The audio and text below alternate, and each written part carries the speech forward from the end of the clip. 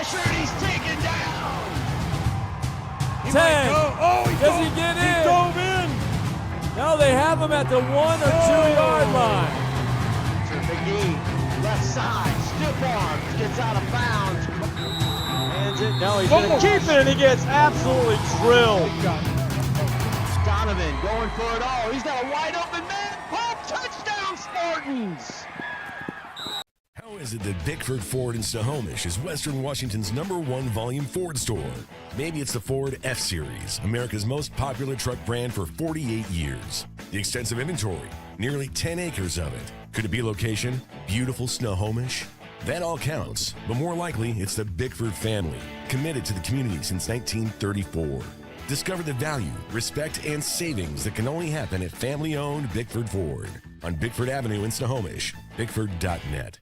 McDaniel's Do-It Center is located in beautiful Snohomish, Washington. Locally owned and operated for over 40 years, they are proud to provide the Snohomish Valley with exceptional hardware, tools, lawn and garden, and sporting goods products. Their commitment to delivering legendary customer service and their outstanding employees continue to make McDaniel's the best and one of the most recognized Do-It-Best centers in the nation. Stop by and experience for yourself the difference between McDaniel's and the big box stores. Discover why so many people are choosing to shop at McDaniel's.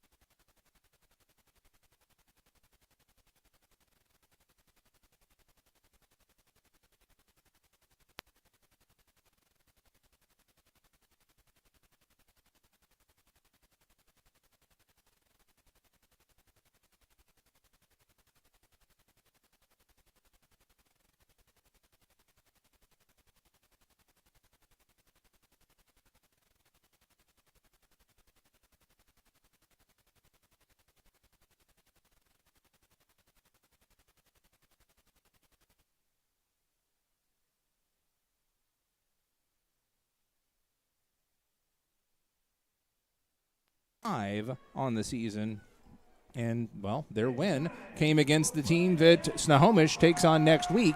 That will be Marysville Getchell, and that game will be on the radio with our radio partner KRKO. But we have got a chance for Snohomish to crack win number 1, try to end the season on a 2-game win streak like they did last year, and it all starts right now. Snohomish will get the football first, as Oak Harbor won the toss and deferred their decision to the second half. Looking at the standings, in Wesco North 3A, Cedro Woolley atop with a 4-0 mark in the league, 6-0 overall. Mount Vernon just a game behind, 5-1, 4-0 in league. 3-1 in league are the Stanwood Spartans, who won the Stilly Cup the other day with the upset win over Arlington.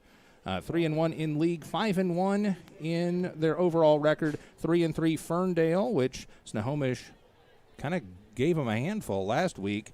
But Ferndale 3-3, 3-2 in the league. Oak Harbor 1-4, 1-5. Snohomish 0-4, 0-6. Getchell 0-4, 0-6, as they will end the season with that tilt.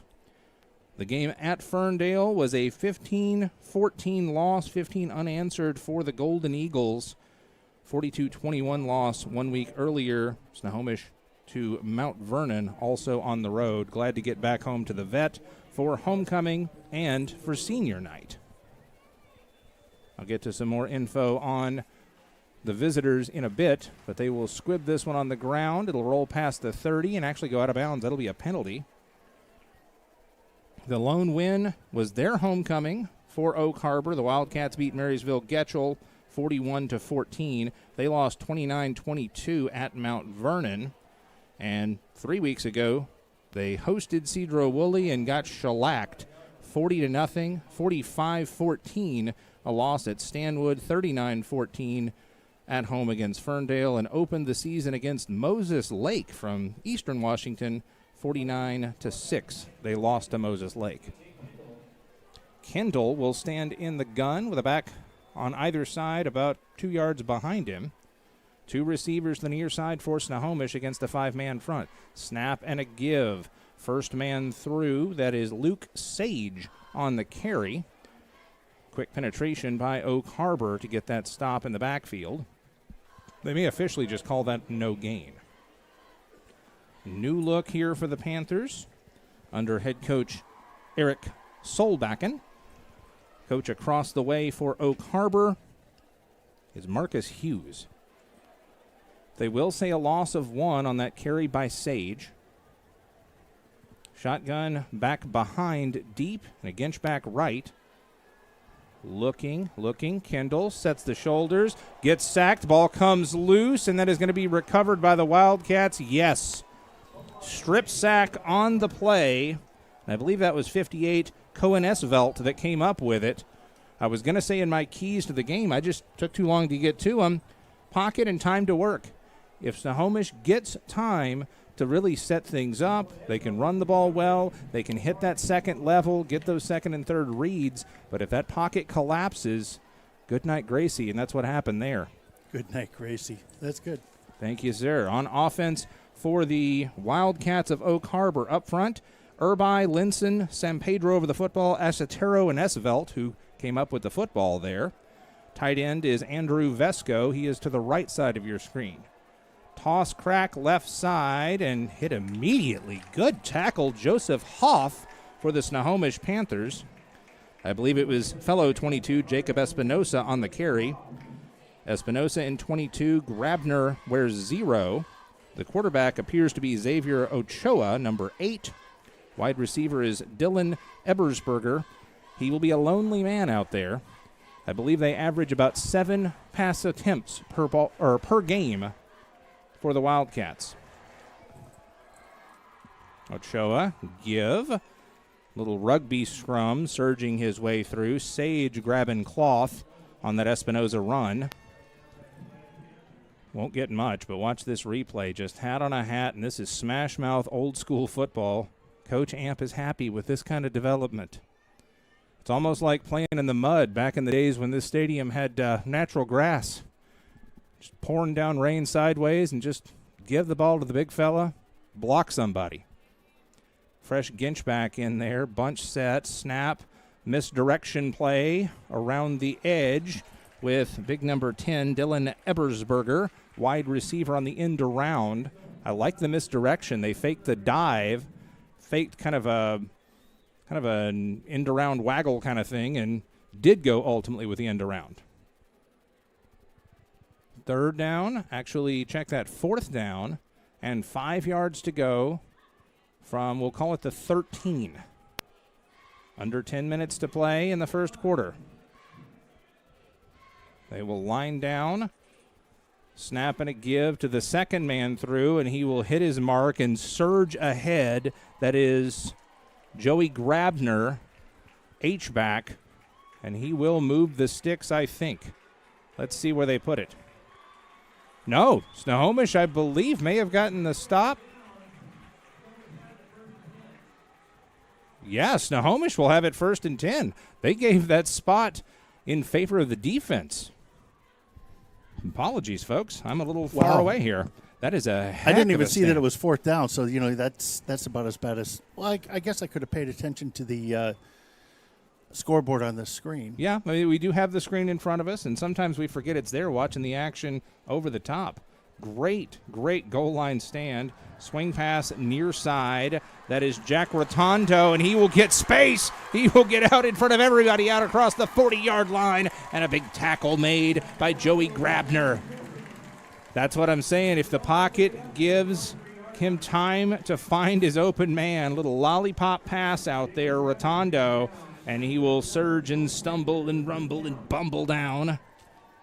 Tackle made as well by Malik Roberts. Plenty of real estate now out of the shadows of your own goalpost as the defense feeds the offense. Trips right, shotgun, back behind. Toss, right side, little stutter step there by Bridger Ulrich. Actually, check that, Sage. That's 24, not 21. I like the swagger, the confidence. You didn't get it done on the first drive. Just shake it off and go out there and keep playing. Nate Kendall, future of this squad. He is a freshman getting the start here with 2 games to go. Actually, he had the start last week. Looked pretty good against Ferndale. Led him to a 14-0 lead. Motion down the line. Snap, give. Sage cuts it up, finds his angles. Oh, he just absorbs the tackle and surges ahead. Breaks free to the outside. He could go. Cutting back inside, one man to beat, needs a block, spun around, and he is taken down. But an excellent run by Sage and a 1st down, Snohomish Panthers. The biggest thing here was he got small. The knee did not touch, and he shook somebody up. Right there, just shakes it off, surges ahead, and then breaks a few more. We are seeing a star in the making, Luke Sage, 5'11", 205, and a junior. Where's number 24? Goal line set. This is their Wildcat as Bryson Acosta comes in. Or Acosta, excuse me. Single receiver to the boundary, Chase Clark. 2 receivers to the far side. Snap, dive, right side, gets a couple. Sage on the carry. Couple of subs will check in. A lot of substitutions here. Jack Rotondo out. They'll sub on the line as well. Nolan Powers has a seat. Into the game, Dean Ward. Yeah, plenty of subs. 15 on the play clock. Sage.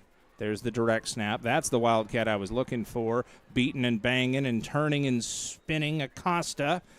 He will get a little bit there. Tackle on the play by Andrew Vesco. Subs aplenty, as you see.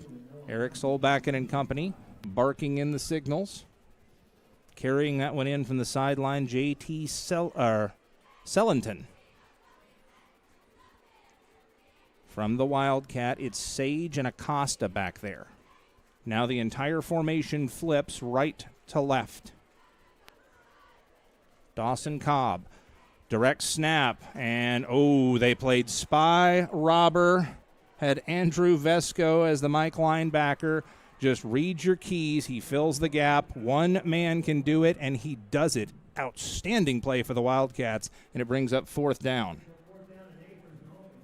Looks like they're going to go for the field goal here. Zachary Karami.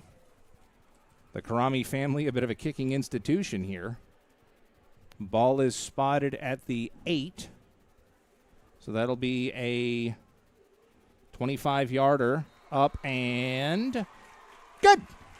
25-yard field goal puts Snohomish on the board first. It is 3-0. Panthers lead the Wildcats. 5:48 left in quarter number 1 here on STSPN. We don't really think about it until this happens. All right, I'm taking this damn Don't thing get off. backed It up. rattles Call like a Wesco Septic Service. They are the sustainable, environmentally friendly choice. Wesco uses a recycling process that returns clear, clean water. They offer septic service and repair for both King and Snohomish counties. Wesco Septic Service is a local, family-owned business, so you can count on reliable, environmentally friendly service. Call them today. Back here on STSPN, 5:48 to go in quarter number 1. And just to run you through the series here, Snohomish had the football first and actually fumbled on their opening drive. A sack, strip sack, gives the ball away around the 20-yard line or so. Oak Harbor drives in deep, but going for it on a 4th down and not goal to go. 4th and 5 from around the 13, I believe. And Snohomish bows up the neck, gets the stop, the turnover on downs. Big pop pass out to the near side. Caught and ahead Rotondo flips the field out to the 40. They get a couple of big runs from Sage, switch to the Wildcat, and they're stopped short on 4th and goal. They go for the field goal, and Karami puts it through. Speaking of puts it through, drilled into the end zone for a touchback. That is specifically Zachary Karami, senior, 6'2", 190. So out at the 20-yard line, had to make sure with all the rule changes and revisions to the revisions to the revisions to the rule changes. I'm never sure where a touchback is these days. Amp Harrell, Todd Elvig here with you from Veterans Memorial Stadium. Be sure and join us next week, Thursday Night Football. We'll tell you who, what, where, and when after this play. Rugby scrum on the carry up the middle. Not a whole lot there. Good job by the Snohomish defense to bow up and stop on that one. Ryder Walsh among those in the convoy. But yes, Thursday Night Football at Edmonds Woodway Stadium. It is a one-loss Edmonds Woodway Warriors team taking on an undefeated Mount Lake Terrace Hawks squad. Going to be a big one on Thursday. Yeah, it's going to be a real big one. And tomorrow night is North Creek hosting Liberty. Oh, Liberty out of South Seattle, right? That's correct. That's a big-time rivalry game there, too. Snapping to give off tackle, and nice penetration. A little gator roll to finish it as Bridger Ulrich fights through. Just watch him on the right side of your screen. He is in like a flash. Also in there, Reeve LaRue. And so quickly, a couple of short carries, and it's 3rd down and medium, 3rd and 6, call it. Snohomish will sub and get Garrett Gunnarsson in there. Up on that defensive line, Odin Schwabenbauer. Right next to him, Dean Ward. Ward 6'3", 320, and a senior. Sprinting out near side. Flicks it incomplete. I believe they were looking for big number 10, Dylan Ebensberger, but it is incomplete, and that'll force a punt. Now, is that what you were talking about at pregame? Is that they don't throw it very much? No, they do not. They average, if you just do the math, they average about 6, maybe 7 if you're rounding up passing plays or passing attempts per game. And yeah, they threw to a spot and there was nobody home. Good hugging defense by those defensive backs for Snohomish. That is a run kind of team. Rolling snap, picked it up and going to get one away. Gets whacked, and there may be a penalty here. It went straight up the chimney, and I think that's a net punt of about 7 yards. No flag that I can see. Good hustle to get to it. Even better hustle by the punter to get that one off. My goodness. I think that was Wyatt Carden. And if he hesitated for even a breath, he's dumped. Yeah, I think the defense got there right as he was kicking that ball, so that was a hard call. And again, a bad snap. It rolled to him, and then it rolled 5-hole, and he had to go pick it up. It's like catching a knuckleball. Jet sweep coming near side, turning the edge, and Has the blockers in front, finally corralled from behind. Tackle made by Joseph Lewis. But just watch this run. End around, yeehaw, as Jaden Morgan in the sprint. Morgan flipping field position. This is just getting to the bottom of the toy chest here for the Snohomish Panther offense. They're doing a little bit of everything. Shotgun for Kendall. Gives going the other way. This is Clark, and Clark will start right, go back left, and goes right into a sea of white-shirted bodies. That decision did not pay off well. No, he ran into a big sea of white. I believe that was Isaac San Pedro in on the stop, and Malachi Abai. Yeah, that's some beef. Coach Amp coming out here a little bit of the twang. Shotgun. Fakes the give around, then goes right up the gut. Beep, beep, coming through. Touchdown. This hole gets ripped wide open. Fakes the jet and then gives right up the gut, and goodbye. Acosta with reservations for 6. 13 yards, touchdown Acosta, and the Panthers running away with this one with 3:20 to go in the first. Nice fake on the jet with nobody there to fake it to. Karami for point. Snap, set, kick on the way. Good set. The snap was a little wobbly. The officials looking at each other just to make sure they're on the same page. Kick is good. 10-0 Panthers. 3:20 in the first. Back after this, STSPN.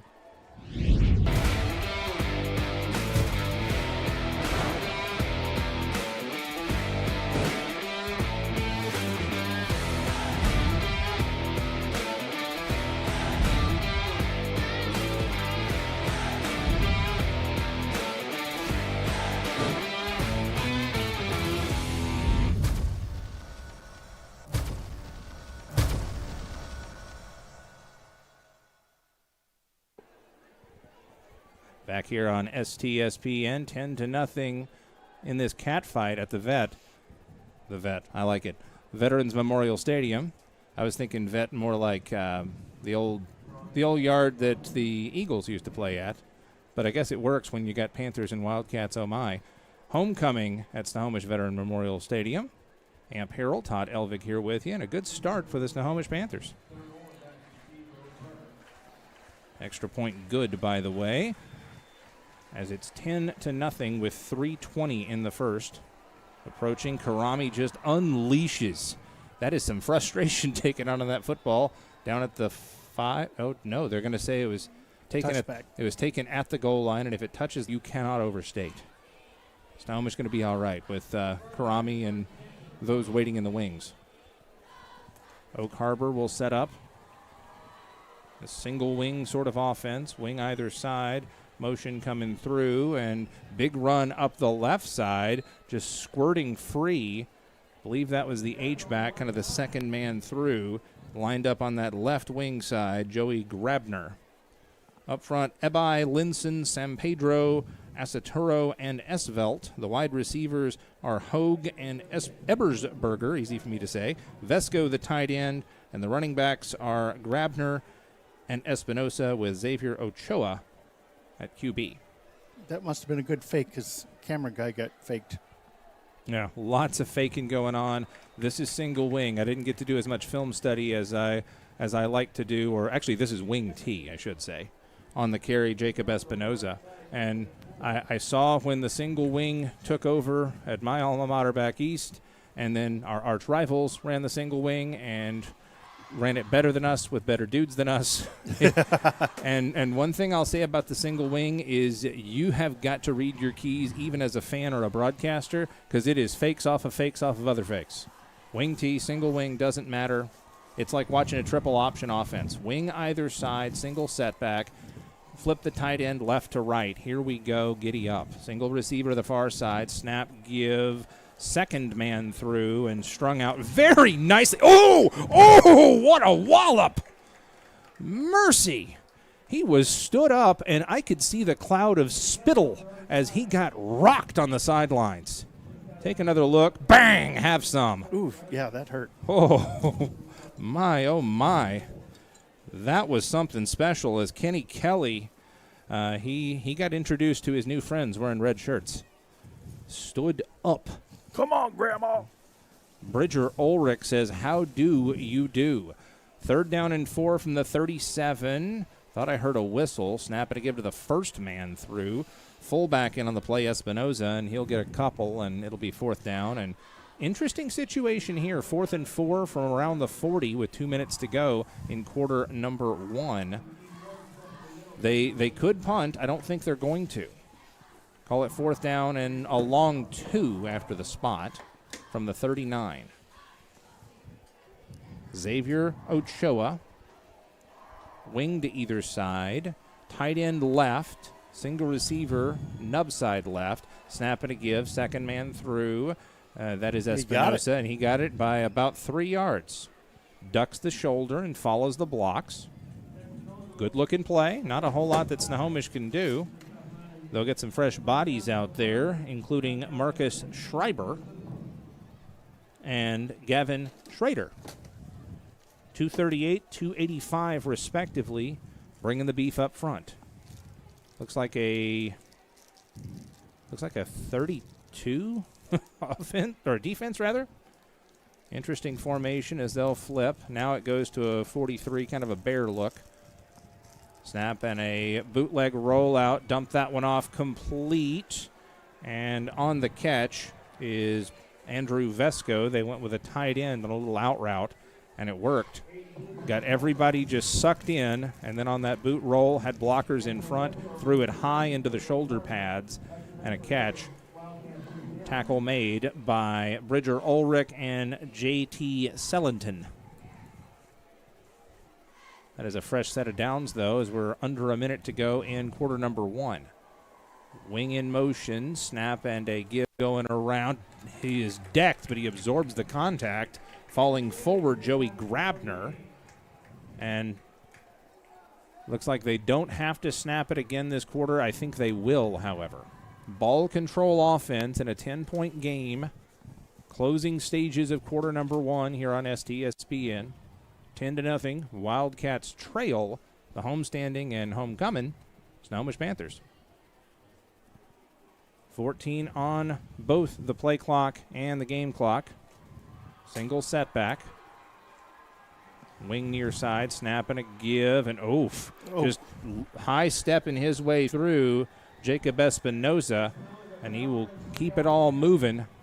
And looks like he may have even picked up a first down. We'll sort it out after this, but going to break 10-0. Panthers on top of the Oak Harbor Wildcats. End of 1 on STSPN.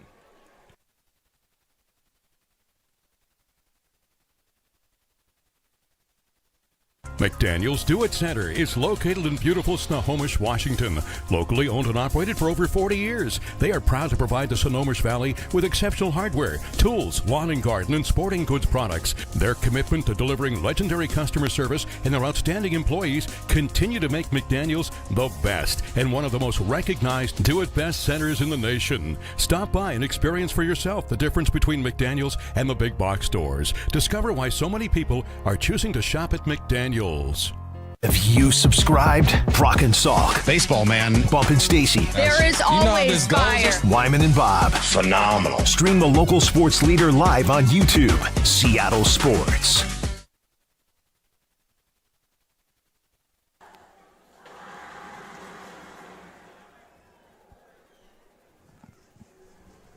Back here on STSPN, Amp Harrell, Todd Elvig, and a cast of hundreds here on homecoming night for Snohomish. Oak Harbor coming in with one more win than the home folks and, well, trying to overcome a 10-0 deficit. They did pick up a first down on that nice run by Jacob Espinoza. Now they'll set up with both wings again, set them in motion, snap and a give, and actually they went flow. They went away from the motion back, so I got faked out. This is just this is back to basics for everybody, including yours truly, because I think that was Espinoza on just a little cloud of dust give underneath. You've got a wing on either side. You've got a tight end one way or the other for strength. Single receiver out to the boundary just to keep him honest. Try and pull the guy out of the box. There's the motion. There's the give underneath. That time I saw it, and so did Snohomish. That was Espinosa on just a little dive. He got about a yard.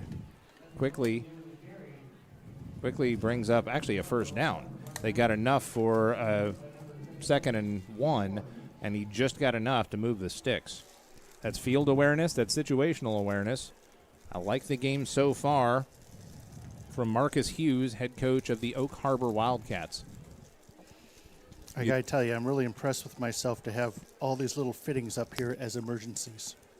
Always be prepared. Snap, give, big hole. Surging ahead is Kenny Kelly, wide receiver on that little bubble back end around. Plenty of substitutions for Snohomish as Coach Solbakken and company, they understand in a situation like this where you're reading the keys, where you're getting hit on every single play with all of these run plays, you got to keep the big bodies fresh, and so they're surging them in after every couple of plays. Wing either side. Tight end, I believe, is left. Snap, give, first man through, and bent up and snowed under by Odin Schwabenbauer. Just grab cloth and hold on. And when I do say you got to read your keys, you got to know your responsibilities, that goes for me and that goes for you guys watching at home too. It is really easy to just get caught up in the window dressing and forget who's carrying the ball, get misdirected, or quite frankly, miss the situation. They're not trying to get huge chunk plays every single time. That time they needed 2 yards, they got 2 yards, and it's first down again. This is not going to be a razzle-dazzle, super sexy offense. Ochoa under the center. Wing to either side. Single setback, hesitation on a play fake, gives the man around the end, and he will walk into the end zone. That is a missed assignment by somebody, and Kenny Kelly makes him pay. 12-yard touchdown scamper off that right end. They faked the dive and then went with the big, sweeping, looping end around. That is just a straight-up jet sweep, and it is beautiful to see when it's executed like that. Touchdown, Oak Harbor. 9:47 to go, and they've cut this to a one-score game. 9:47 to go, quarter 2, I should say.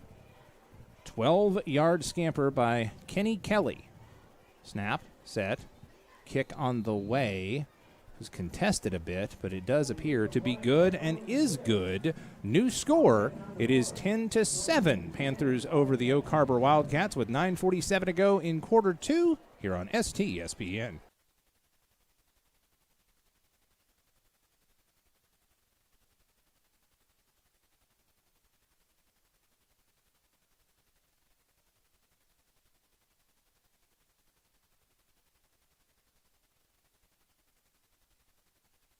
How is it that Bickford Ford in Snohomish is Western Washington's #1 volume Ford store? Maybe it's the Ford F-Series, America's most popular truck brand for 48 years. The extensive inventory, nearly 10 acres of it. Could it be location? Beautiful Snohomish? That all counts, but more likely it's the Bickford family, committed to the community since 1934. Discover the value, respect, and savings that can only happen at family-owned Bickford Ford on Bickford Avenue in Snohomish, bickford.net. Back to work here on STSPN. Homecoming and senior night for the Snohomish Panthers, who lead 10-7. It was 10-0, but the wing tee was working just fine on that drive for the Oak Harbor Wildcats. Carden tees it up, squibs this one, and whistles blow things dead. That almost feels like an offsides. I'm not sure. They did not even let anybody pick that one up.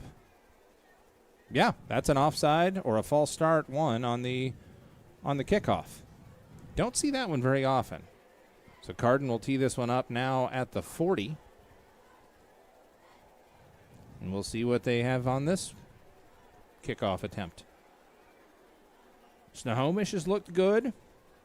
They overcame an opening drive sack fumble, and actually they'll back them up, looks like even farther this time, about to the 35-yard line. Snohomish sacked and gave up the football, but the defense for the Panthers stood tall on a fourth and 5 from inside the 15. They get the takeaway. They go down the field and get a field goal, 25-yarder from Karami, and then later on hold again, force a punt, 13-yard rushing touchdown for Acosta, and that was an onside kick. That was an onside kick. Oh, they got it. I was just about ready to hit the replay on that because I thought that white shirt got in there. It was hoovered up by J.T. Sellington, but that was very nearly a caught sleep and takeaway again there. You have got to watch these gadget kind of teams.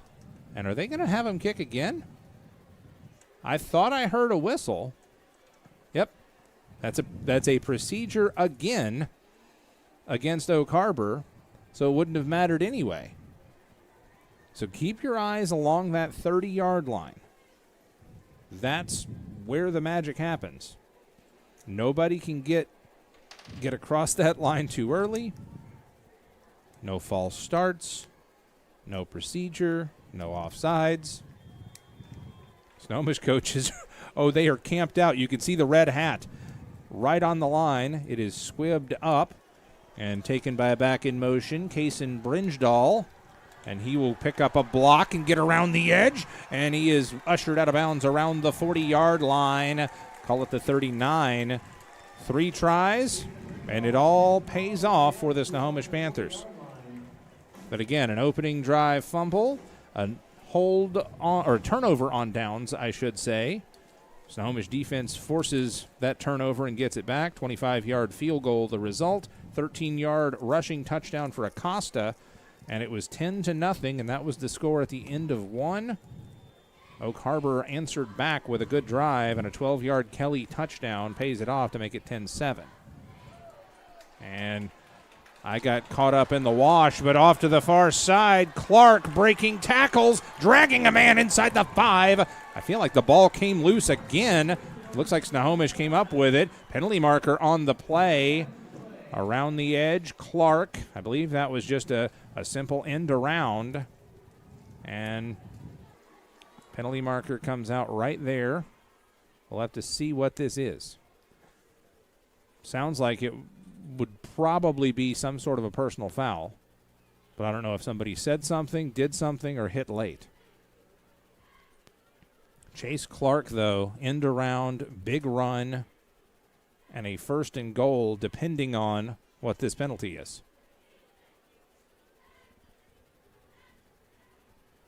Personal foul face mask, so we'll tack it on. Personal foul face mask against Oak Harbor, trying to get that tackle or trying to get that football, one of the two. So Clark sets up the Panthers, and they are in business with a 1st and goal from the 3. Camp Harrell, Todd Elvig here with you on STSPN. And now whistle stopping play. And it is a timeout for the Snohomish Panthers. Do we keep it right here for this? No. All right, we'll step aside for a break then. Back with more after this. 1st and goal for the Panthers on STSPN.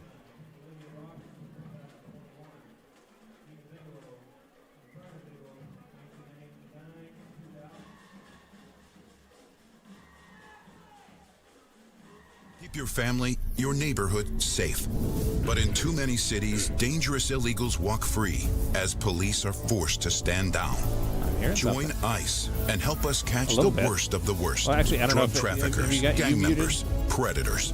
Join the mission to protect America with bonuses up to $50,000 and generous benefits. Apply now. Join.ice.gov and fulfill your mission.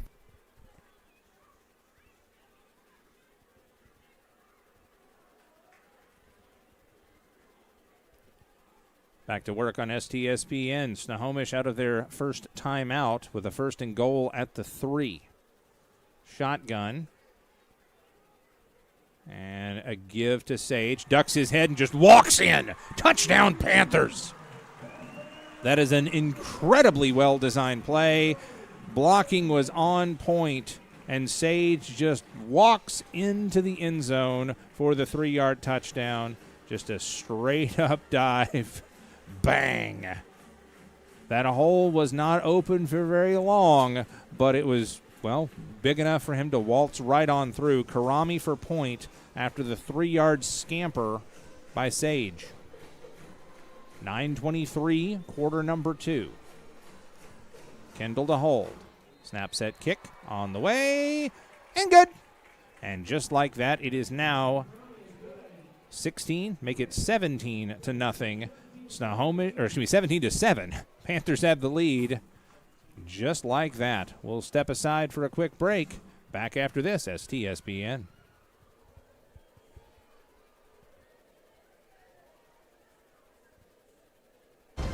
You become one.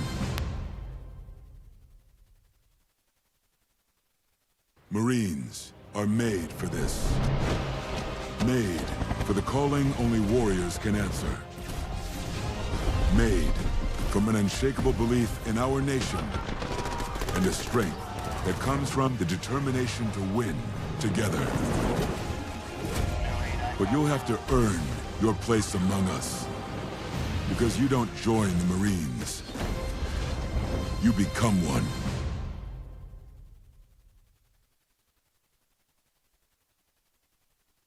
Here on STSPN, Snohomish Panthers with the lead and with momentum. 9:23 to go in the first half of play. Panthers up 17-7. After that touchdown by Sage, another rocket of a kick taken at the 2-yard line. Karami puts it on a dime. Whoa, boy! That is a wallop of a tackle. Ball comes loose at the end. They're going to say he was down, but Kaysen Bringdahl brings the heat. And that was a 3-man collision, and only 1 man paid the price. Mercy. These Panthers are fired up for homecoming. Unbelievable play here. Oh my goodness. The player is down, actually, at the end of that that collision. I don't know if that was the bottom man on the pile or if he got rolled up on or what, but that's unfortunate. I don't have a number for that young man. That's all because of you, because you said you could hold it, and all of a sudden I realized, yeah, we had another We got crowd mic. Yeah. We've got crowd noise, folks, as they're attending to that Oak Harbor Wildcat on the field. Looks like they may be able to help him up here shortly. Injury timeout. So while they attend to that Wildcat, I do want to let folks know, if you weren't aware, if somehow you missed the seismic roar earlier today, before we came on the air, the Mariners got the playoff monkey off their back. They won one at home, their first win in the series at home, to take a 3-2 lead in the ALCS.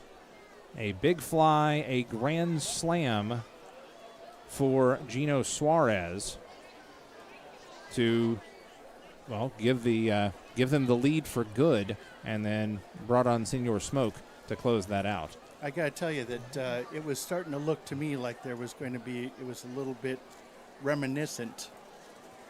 Yeah, reminiscent of some opportunities gone by. Correct. But the Mariners have righted the ship as they head to Toronto. I think we need to step aside for an injury timeout, though. We'll take a break. We'll take a break and be right back.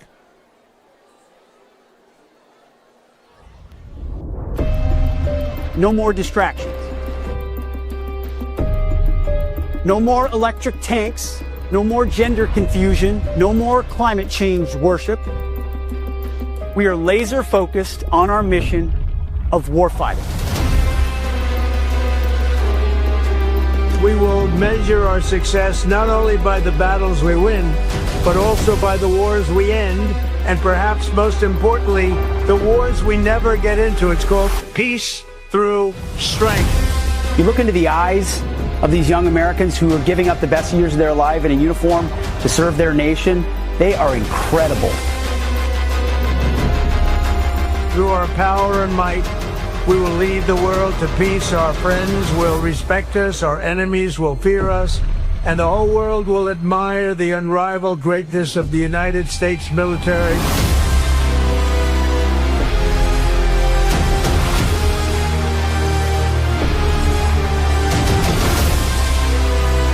We will replenish the pride of our armed forces, end the recruitment crisis. We don't fight because we hate what's in front of us. We fight because we love what's behind us. God bless you. God bless our armed forces. God bless our men and women serving overseas. And God bless the United States of America. Back here on STSPN, as the player being helped off the field appears to be a leg injury. I believe that is John Owen. That's not what I heard, so I'm just double checking. Yeah, John Owen appears to be the injured player. He is doubtful to return as he's helped off and not wanting to put much pressure at all on one of those legs. I think what you heard was a crack. Yeah, he took a punishing couple of hits there, and he is helped off the field, and everybody has to, well, play on, as whether it's teammate or guy on the other side. That's tough to just put out of your mind for the next play, especially when you're 15, 16, 17, 18 years old. But they will play on. Give a little swim to the far side. Hard to be the guy on the bottom of the pile there, as gliding along was Odin Schwabenbauer, 6 foot 250, dragged at the bottom of the pile. Espinoza, I believe, on the carry, and he'll get about 4 yards. That is some of the hardest fought 4 yards you'll see, because I did not see it going that far. That's the thing with the wing tee, is it's just a whole lot of misdirection and a whole lot of rugby scrum. Wing to the near side. I backfield now. This is more of a single wing set. Snap, give, hit immediately! Sit down! Garrett Gunnarsson. Great play on Kenneth Kelly. GG meeting KK. Bang! Lucky sevens, and what a stop for this Snohomish defense as they are fired up on senior night. Officials holding up play after the loss. 3rd down and call it 9 with 8 minutes to go in the first half of play. Snohomish up by 10. Oak Harbor, wing to either side. Tight end near side. Snap and a play fake, and dropped again. That is Sage shot out of a cannon, as he will put a hurtin' on Big Zero, Joey Grabner. See, when I say read your keys, they see something and they just go. And that is exactly what happened with Sage. If you think too much, the play will go right past you. He saw his one dude do one thing, knew exactly what was happening, and bang, it is over. I am loving the way that this Snohomish team is playing right now. Careful snap on the punt, kicks it straight up in the air. And this one going to billow down to about the 20. I think they may call that at actually the 30-something. That's a generous spot, but that was an unfortunate outcome on the punt if you're an Oak Harbor Wildcat. Snohomish is just playing with house money right now for entertainment purposes only. Do have to say that. 7:17 to go, first half on homecoming night, and they always say it, and it feels like such a cliche, but the biggest thing about homecoming, you got to win. You got to get the win on homecoming, or else the festivities just don't have the same pomp and circumstance. It feels like it's for nothing. Snohomish knows that. They're playing well right now. Pass near side, has the blockers. One man to beat, little wiggle, little waggle, little crossover move, and he is forced out of bounds inside the 5. I thought he was going to go there. He is ushered out by, is that Vesco? No, it was Riley Hogue, actually, on the stop. Gave him a little shove. Excellent work. Jalen Morgan again. And now it's not quite Wildcat yet. But Acosta is out there on the hip of Kendall. Snap, give, Acosta. He is grabbed and thrown back. Thought he was going to go the same way he did before. But a large fellow had something to say about that. Cohen Esvelt, the defensive end.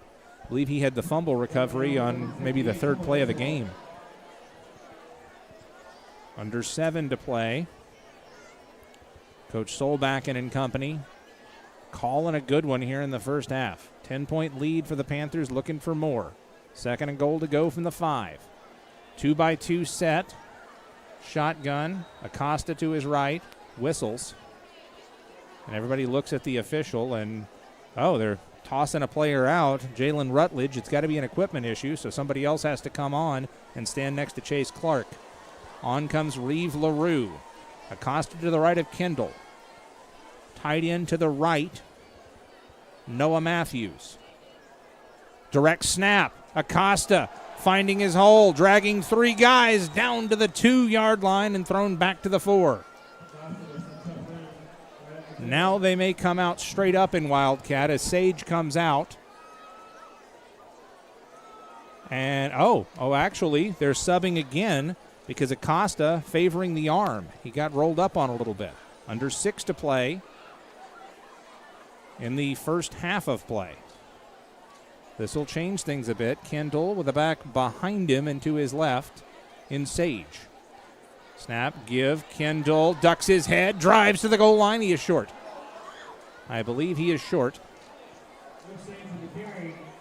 And so now it's 4th down and about a foot. Watch this replay. Sees green grass, and he is just slowed down and taken down. Oh, he tried to surf in over the body of a Wildcat defender. We saw that last week, and I'm not necessarily a fan of that. Yeah, just tough, especially to be a man on the bottom of it. Exactly. Ow. Going for it here from the gun. Same formation. Now they'll flip personnel. Trips left, 1 right. Single setback in the gun is Sage, and it's a fake, and into the end zone goes Kendall for a touchdown. I love that play. Everybody followed the running back, but just keep your eyes on the prize. Kendall, high snap, fake. Nope, just kidding. Over here, he hits the back part of that drop. It wasn't even a play fake. It was a play fake and dropping back to pass. He hits that back foot, go. Right up the gut, and a 1-yard touchdown where he ran about 10 yards to get there. Kendall in for 6, and he'll hold for point. Karami. Kick on the way is good. And just like that, it is 24-7. Snohomish Panthers having fun in the first half. Under 5 minutes to play before halftime at homecoming on STSPN. McDaniel's Do-It Center is located in beautiful Snohomish, Washington. Locally owned and operated for over 40 years, they are proud to provide the Snohomish Valley with exceptional hardware, tools, lawn and garden, and sporting goods products. Their commitment to delivering legendary customer service and their outstanding employees continue to make McDaniel's the best and one of the most recognized do-it-best centers in the nation. Stop by and experience for yourself the difference between McDaniel's and the big box stores. Discover why so many people are choosing to shop at McDaniel's.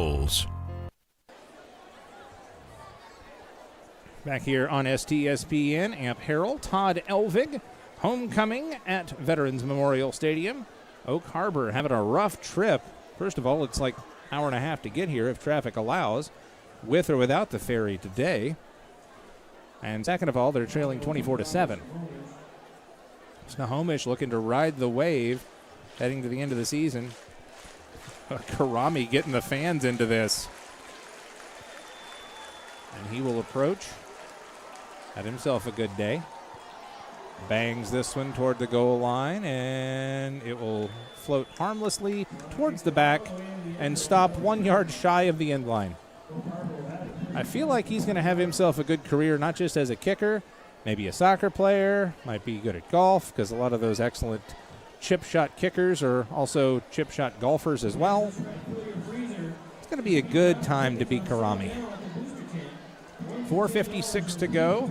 Oak Harbor looking to get back into this thing on a chilly night here at Veterans Memorial Stadium. Yeah, if you get cold, I can turn the heater on. Well, we are nice and cozy in our booth up here. Out at Pop Keeney, we were out in the elements last week. Yeah, it gets a little chilly. Snapping a play fake. That was a busted play. Slings it, and pass is caught.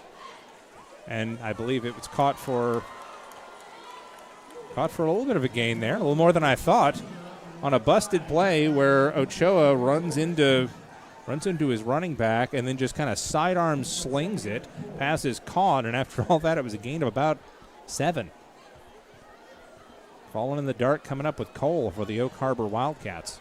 Wing either side, single setback, fake, and then a give to the second man through, and he will power his way ahead. Good first half for Jacob Espinoza as he falls forward.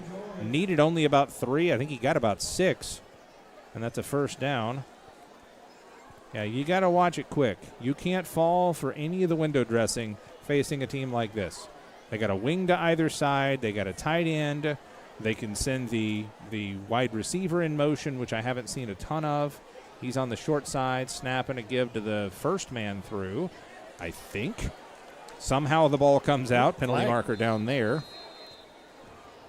Because I thought they gave it to the tailback. Instead, they gave it to the wing, which is Kenny Kelly. And I don't know what the penalty is, but it came out on the sideline. There's that little end around, taken down. I think that may be a face mask. I don't know that I agree with it, but I think that's going to be a face mask against Joseph Hoff. And that's what it looks like. 15-yard Oh, no. version. Well, yeah, it could be a 15-yard face mask, or it could be – whoa. They're saying targeting. That was a penalty for targeting. And what I think may have happened there, and we won't have time to take another look at it, is that may have been somebody else that came in to try to clean that play up. It was already out of bounds, and there may have been an extra lick laid in there. Protecting the kids, protecting these young athletes, student athletes at that. But it's a 15-yarder, and the ball is loose. And wisely, Ochoa just eats it. That's a tough one to play or to teach, but that ball squirted and rolled back there. And that's the best defensive play that Snohomish can hope for, is Oak Harbor shooting themselves in the foot. 3:28 and the clock runs. That's not to say that the Snohomish defense has been bad or the Oak Harbor offense has been unstoppable, but if they're going to do the hard work for you, let them. Play fake. Jumps this one off down the field. Has a man. My. Oh, that's only, I think, their 4th passing attempt of the day, and it is an absolute dime down the field to Nico Leonard. Roll that beautiful bean footage. Play fake. Oh, that's the play. That was the play before. Oh, come on now, Elvig. That was. Oops. It was a play fake to the tailback, and then he just dialed it up over the top. Excellent grab by Nico Leonard in double coverage. Back to work here, live action, 1st and 10. Snap and a give, and the wave will drive him backwards. Believe that was another run by Espinoza. It was. Let's see if I can get this right. Try this one again. Whoop. Oh, looks like we've got an extra screen over here.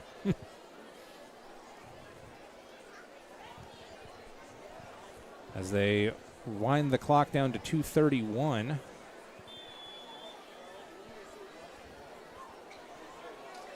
Nope. Don't have it. I mean, I've got it, but I'm still trying to figure out how to use this thing. Well, back to work, 2nd down, and they'll call it 6.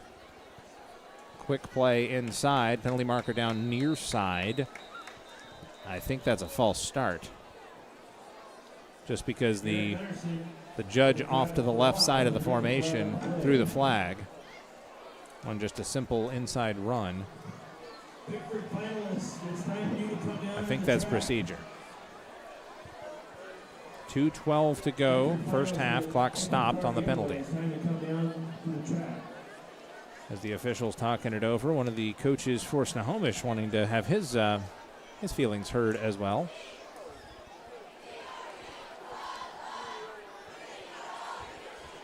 That looked like he said the penalty was declined, and then he pointed back in the way of Oak Harbor.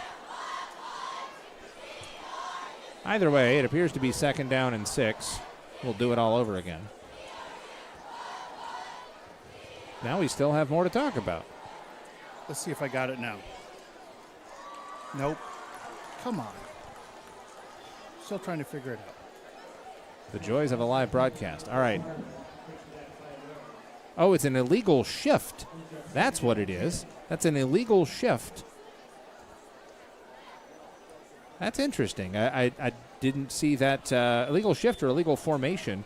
Either somebody was uncovered when he should have been covered up or vice versa, or they motioned the wrong guy out. Got to go deep in the rule book against this particular style of football. Give coming around to the far side. First down, diving for the pylon. He does appear to be in. That is an end around to Nico Leonard from the near side. Bubbles into the backfield and races for 6. Touchdown, Oak Harbor with 1:51 to go. So I guess that illegal shift or illegal formation penalty just gave him more room to work with. And so on for point, their kicker, Wyatt Carden. I'll call that about an 18-yard touchdown run. Snap high, set, kick is up, and kick is good. And so it is 24-14 with 1:51 left in the first half of play. Wildcats not going away, but we'll step aside for a break. Back after this on STSPN. Seattle Sports on all your streaming platforms. Subscribe now for inside info on the Mariners and Seahawks. Brock and Salk, Bump and Stacy, Wyman and Bob. Just subscribe. Stream the local sports leader live on YouTube. Seattle Sports. Les Schwab changed the tire game more than 70 years ago. Today, we still believe you should get more from less. Like more hustle, less hassle. More of the best service around, less of the runaround. Because we include America's best tire warranty in every tire we sell. So you get more unbeatable warranty, less charging you extra. It's why we're more than proud to say, you get more from less.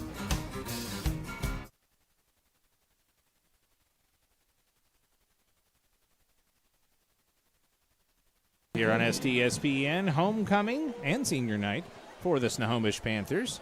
Amp Harrell, Todd Elvig here with you. All the folks in the truck doing all the really hard work.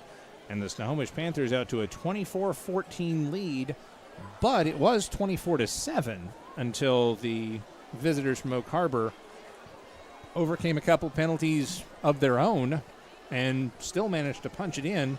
I'll call that about an 18-yard touchdown. Leonard on the end around. The extra point was good. Oh, that is a cold-blooded kickoff.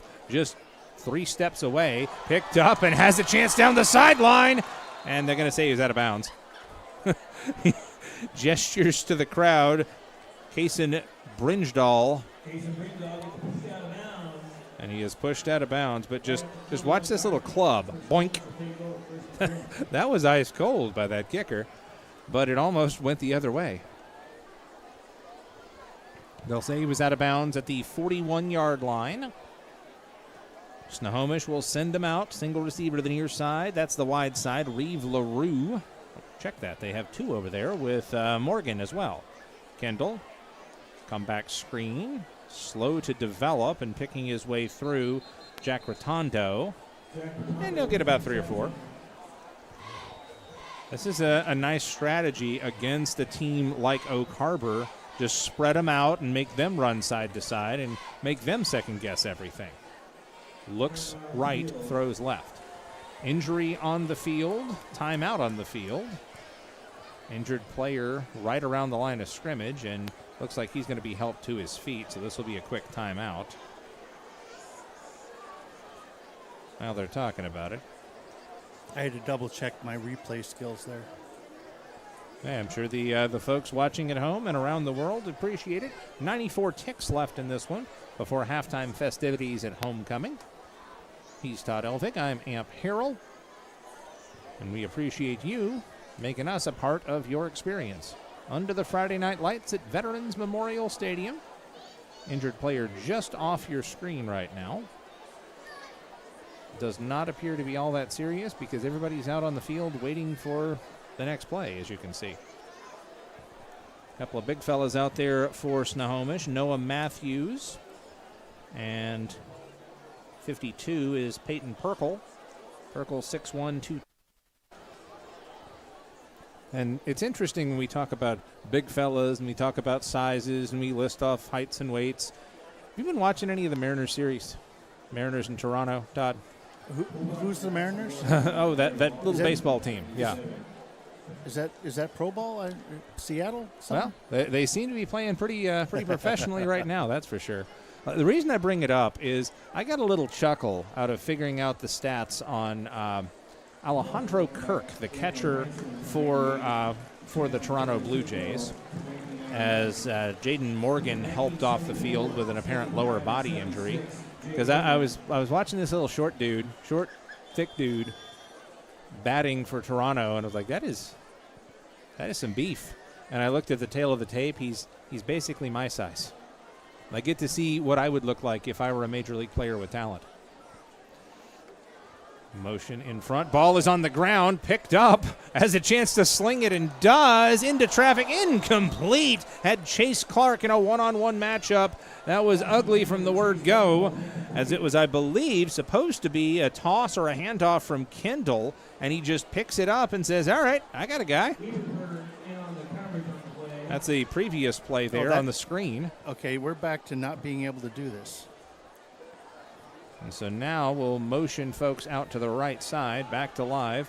It's 2 to the far side, 2 to the near side, tight end left. Shotgun direct snap. This is the goal line Wildcat play as Acosta will bang that one out across the yellow line. That's the midfield stripe. That is not a Fox-style graphic of any sort.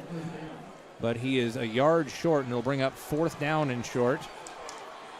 Shotgun, hard count, trying to get him to jump. And I believe there's the timeout from Coach Solbakken.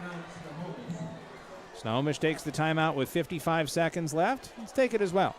Back after this on STSPN.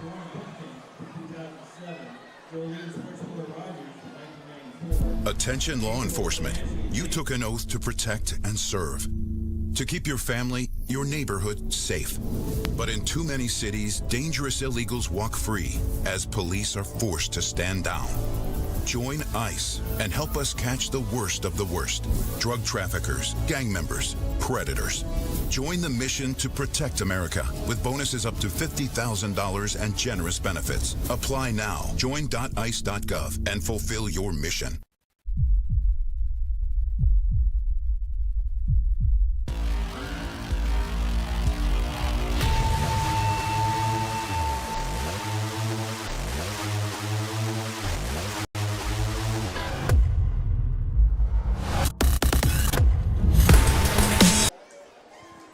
Back to work here, 55 seconds left in the first half. Snohomish on a 4th and 1, shotgun, stretch play, hitting the backfield 5 yards deep and going nowhere. That was a valiant effort, a bold effort, and Sage just gets rocked on the play. That's just lining up your dudes and saying, mine can block yours, bring it. 51.6 seconds left as the clock is stopped for the turnover on downs, and they'll reset the chains. 1st and 10 for Oak Harbor, down 10. Late stages of the first half. We've got our crowd mic mic'd up, wired up, and we'll bring you the sights and sounds of the homecoming festivities here in about 51 and a half seconds of game action. Wing to either side. Ochoa sets him in motion. Rocket motion, fakes the toss, looks, slings that one from the back foot. Intercepted! Picked off by Joseph Reynolds. And he will rumble and stumble and cuts back right to left. Needs an extra block. He's going to create his own and finally taken down about the 41-yard line. Josiah Reynolds, excuse me. What a pick right there. That was Ochoa trying to go for all the marbles. And instead, Snohomish gets 34 seconds left to do with what they will. 1 timeout left for the home folks. And they basically have it where they had it before. That was interesting. Ochoa with the fakes, and he hits the back foot and just slings that one out there in space. One-on-one matchup. Josiah Reynolds says yoink. It's like a lazy pop fly ball in the outfield. Looking, Kendall. He'll air this one out. 1-on-2, and it is a jump ball. Chase Clark comes down with it, and they will give him the catch. Receiver gets the benefit of the doubt. Coming up saying, what about me, Dylan Ebersberger? He's a receiver by trade too, and they'll clock it here with 22 seconds left. It was 1-on-2 and just in traffic. Quite the play. They both came down with it, both maintained it through the ground. Tough play for Ebersberger, but works for Snohomish. 2nd and 10.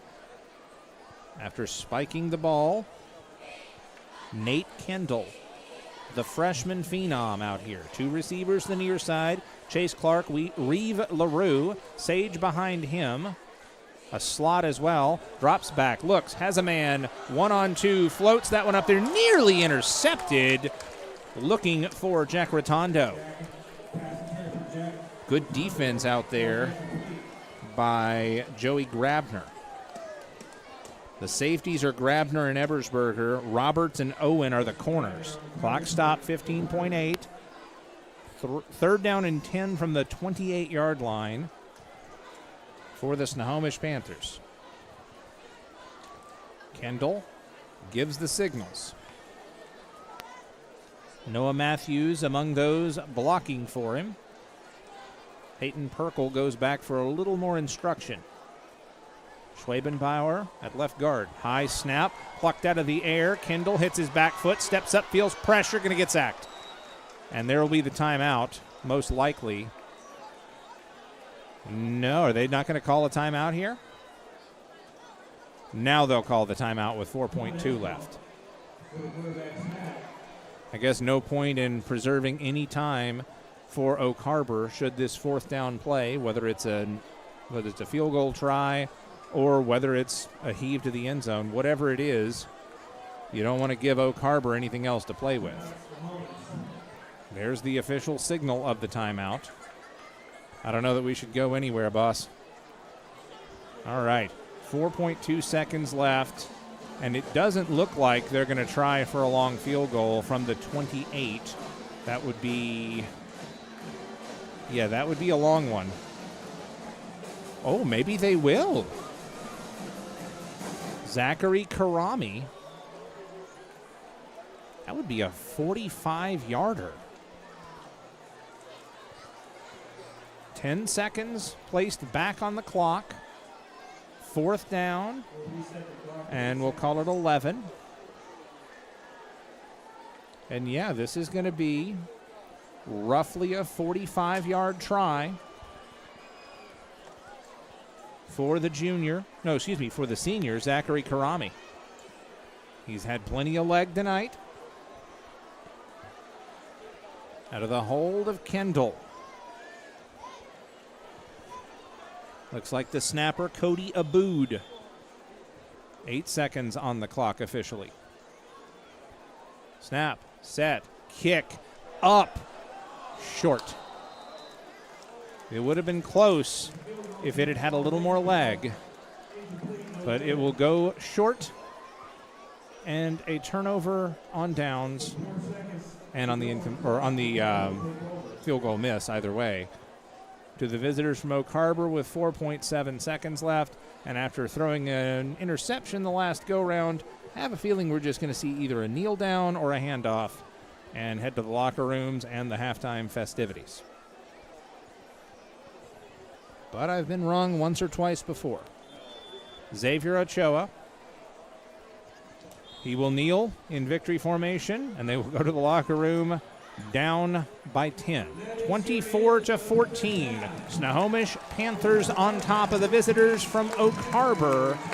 We will step aside for a break, and when we come back, it's halftime and homecoming and senior night festivities, oh my, from Veterans Memorial Stadium here on STSPN.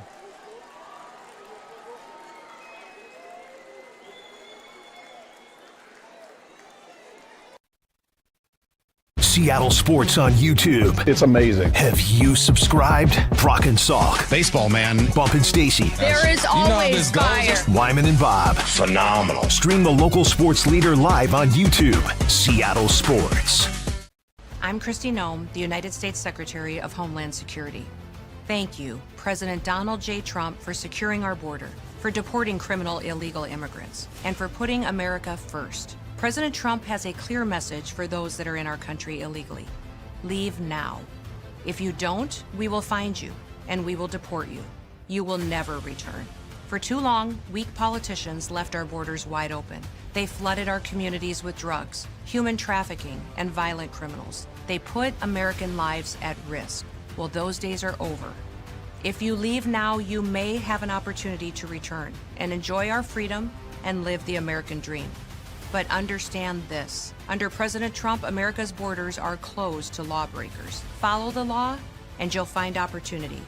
Break it, and you'll find consequences.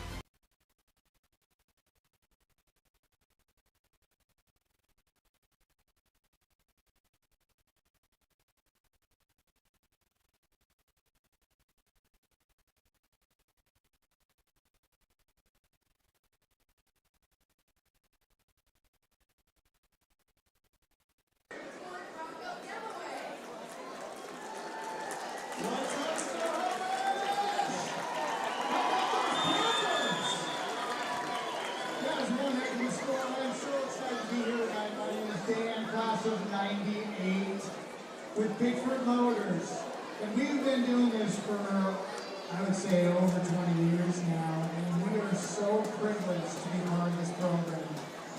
It is designed specifically for safe driving, so all 5 of these finalists who were drawn earlier today all have perfect driving records, no citations, no accidents, nothing on their record, and tonight, these seniors have an opportunity to drive that Bronco for the rest of the school year.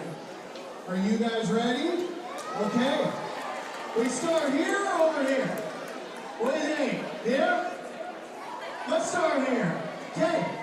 The deal is she puts her hand up in the air, she pushes the key fob button. If the horn goes off, she wins the car. We ready to go? Are we ready? Let's do it! All right. Sorry. Abby, ready? Arm up in the air. And there were 3. Are we ready? Arm up in the air. Yes! Congratulations!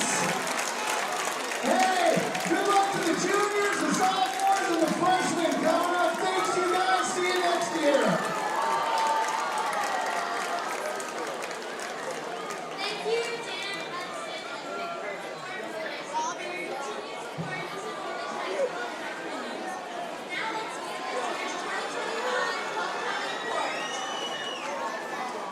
Introducing tonight's flower attendants, Tilly Service, daughter of math teacher Jenny Service and Ron Gillespie, and Bennett Gadwa, son of math teacher Ryan Gadwa and Heather Gadwa. Now introducing our 2025 homecoming court, Sienna Capelli and Chase Clark. Sienna plays basketball and participates in track and field here at SHS. Her favorite part of being a Panther has been the relationship she's had. During Chase's time at SHS, he has played football, baseball, and basketball, and is now in the advanced leadership class. His favorite parts of being a Panther are participating in the traditions, the friendliness of the community, and the spirit you get when you are around fellow Panthers. Sienna is joined by her parents, Stephanie and Kyle Capelli.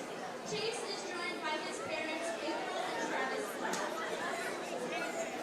Maggie Kavanaugh and Luke Davis.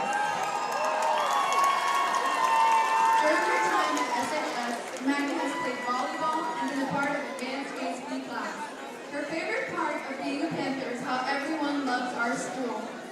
Luke has played basketball and baseball at SHS, as well as participating in DECA, FCA, Link Crew, and Honor Society.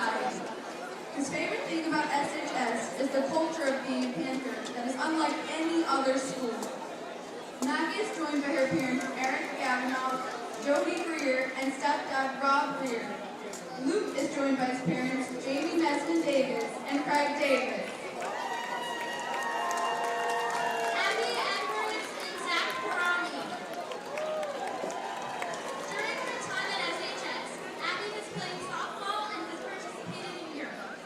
The thing she loves most about being a Panther is the sense of community and carrying forward the traditions that make our community so special. Zach has played soccer and football here at SHS. He loves the small town traditions and the atmosphere at SHS, and wouldn't want to be at anything other school. Abby is joined by her dad, Mark Edwards, and her grandparents, Steve and Diane Edwards. Zach is joined by his parents, Shelley and Simon Karami. Haley Hinton and Boston Salcedo. During her time at SHS, Haley has played soccer and run track, as well as participating in Link Crew, Honor Society, and ASP. She's currently serving as a senior class officer. What she loves about being a Panther are the pride, traditions, and energy we bring to everything here at SHS. Boston plays for the Snohomish lacrosse team and is a member of the National Honor Society. He's committed to the College of Idaho to play lacrosse next year. What Boston loves about SHS is being a part of the tight-knit community where everyone can feel comfortable enough to be themselves. Haley is joined by her parents, Gina and Joe Hinton. Boston is joined by his parents, Pearl and Fabian Salcedo. Brenna Gallowicki and Grayson Schrader. During her time at SHS, Brenna has played soccer and golf, as well as participating in ASB, Guardians Club, and Yearbook.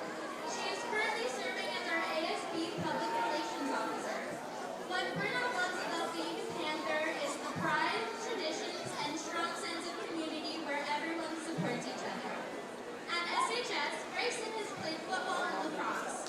What he loves most about being a Panther is the atmosphere. It's always energetic and fun. Brenna is joined by her parents, Kelly and Matt Gallowicki.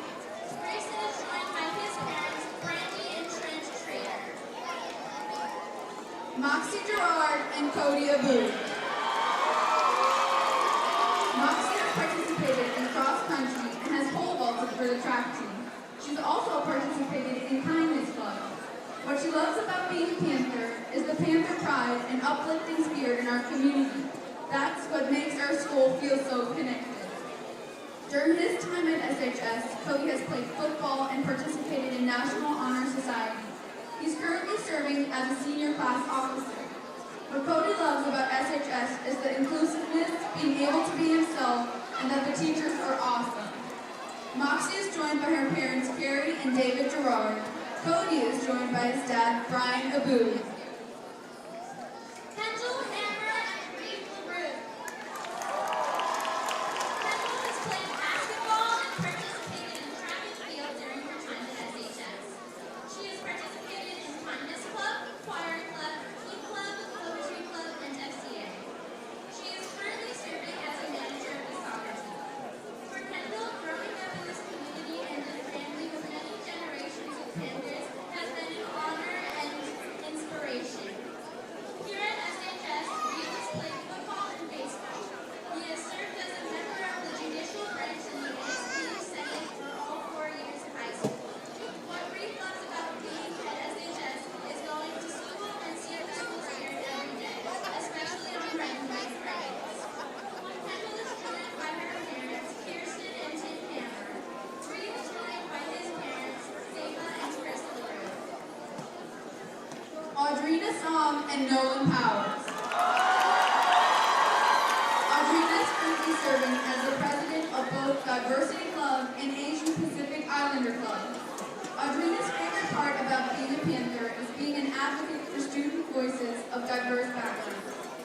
During his time at SHS, Nolan has played football and participated in track, environmental club, Panther Pals, and Link Crew. He's currently serving as the ASP vice president. What no one loves about being a Panther is that SHS has the best culture, the best community, and the best part is, once a Panther, always a Panther. Audrina is joined by her parents, Nerd and Sa-Run Song. Nolan is joined by his parents, Cassie and Ryan Powers.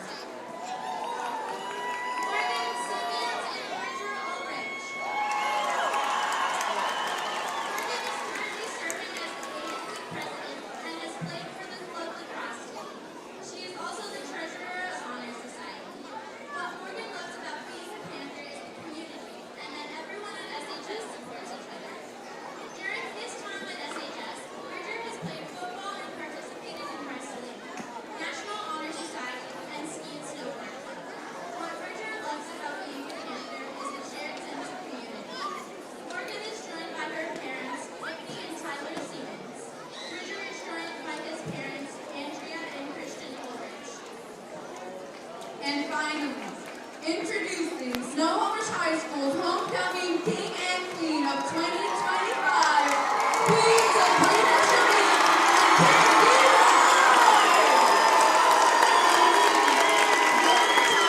Sabrina has been involved with bands and is currently serving as a drum major. She is theater club president and has participated in 5 musicals. She is the vice president of National Honor Society and is currently serving as a senior class officer. Sabrina also participated in cheer for 3 years. What she loves about being a Panther is the community and that she knows that there's always someone in her corner. During his time at SHS, he has played football, club lacrosse, and has participated in environmental club. The community is what Dean loves most about being a Panther. Sabrina is joined by her parents, Carrie Lauder and Jamil Sharif. Dean is joined by his parents, Michael Ann and Doug Ward. I'd now like to invite Sabrina and Dean to share a few words.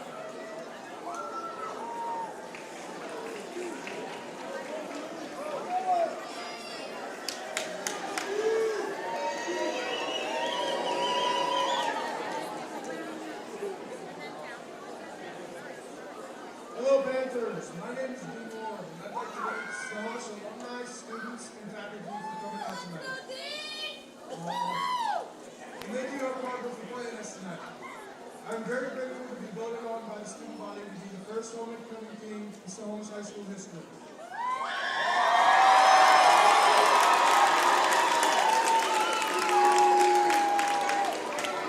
I've lived in Snohomish for 10 years now, and I can't think of another place I'd rather be. One of the main reasons why I love this town so much is because of the people. You all have been so good to me, and I can't thank you all enough. Most of all, I'd like to thank my family for raising me right and teaching me to always do the right things. What being a Panther means to me is being the best you can be every day. So thank you all again for coming out tonight, and go Panthers!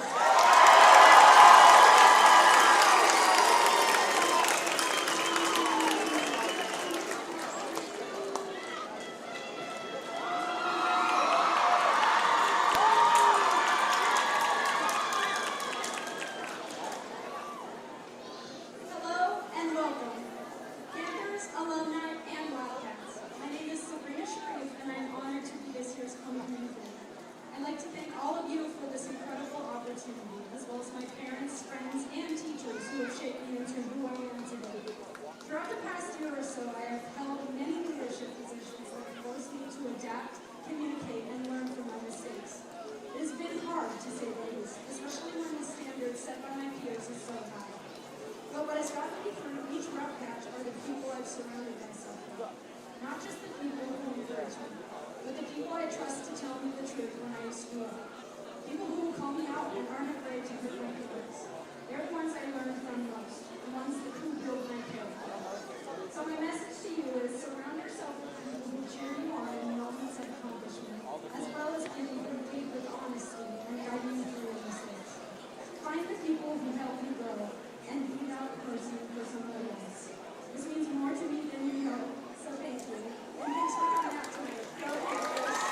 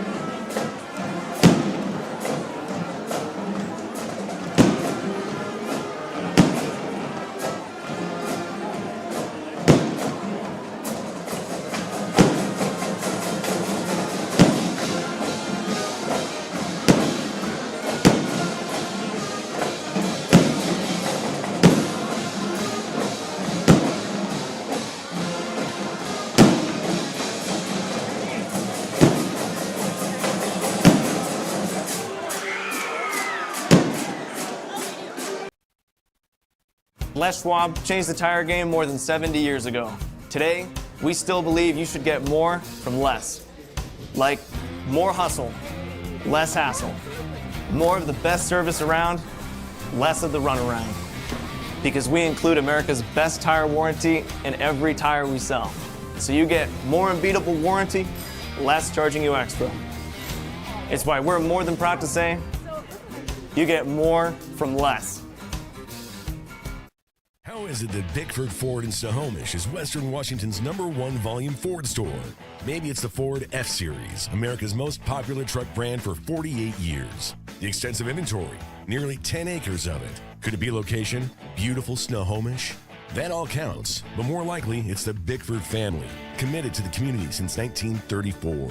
Discover the value, respect, and savings that can only happen at family-owned Bickford Ford on Bickford Avenue in Snohomish, bickford.net.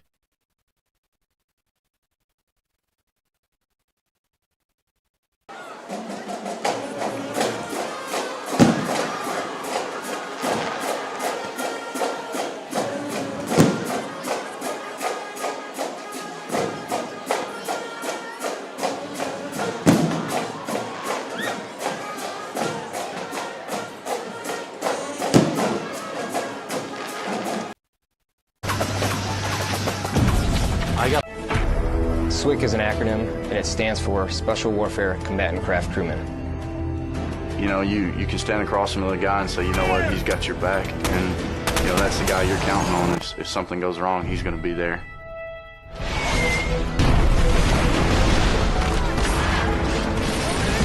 In the end, we're fighting for each other. Full practice, Witch Doctor, requesting immediate hot extract, take it on. Here on the team, about 22 of us on the boat.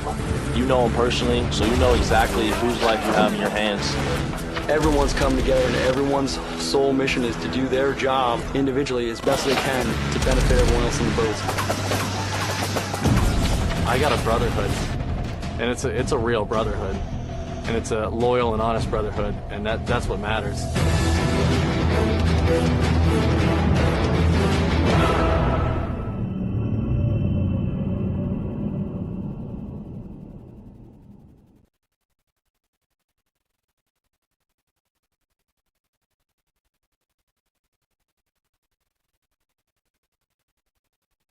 We don't really think about it until this happens.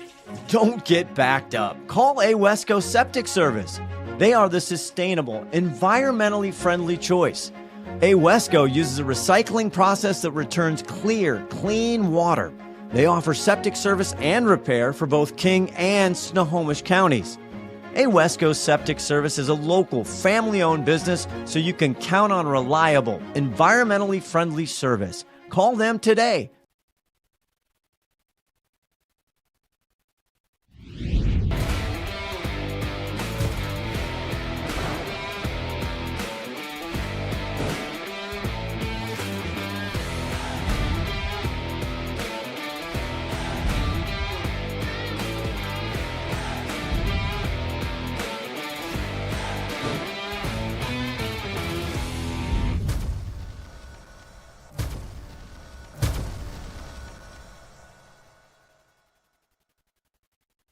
McDaniel's Do-It Center is located in beautiful Snohomish, Washington. Locally owned and operated for over 40 years, they are proud to provide the Snohomish Valley with exceptional hardware, tools, lawn and garden, and sporting goods products. Their commitment to delivering legendary customer service and their outstanding employees continue to make McDaniel's the best and one of the most recognized Do-It-Best centers in the nation. Stop by and experience for yourself the difference between McDaniel's and the big box stores. Discover why so many people are choosing to shop at McDaniel's. Goes back to pass, looking, now getting pressure, and he's taken down. 10. Does he get in? He dove in. Now they have him at the 1 or 2 yard line. To McGee, left side, stiff arms, gets out of bounds. Hands it. Now he's going to keep it, and he gets absolutely drilled. Donovan going for it all. He's got a wide open man. Pump, touchdown, Spartans.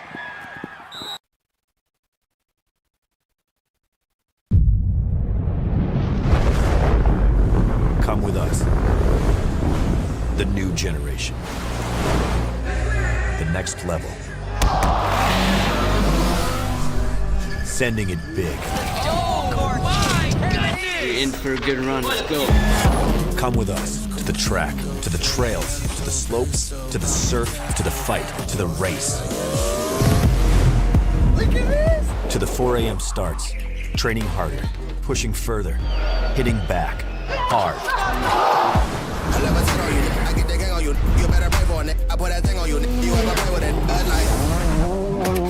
To the fans, to the followers, and the haters. But it doesn't matter. Come with us to the blood, to the sweat, and the broken bones. You rehab. We'd never quit.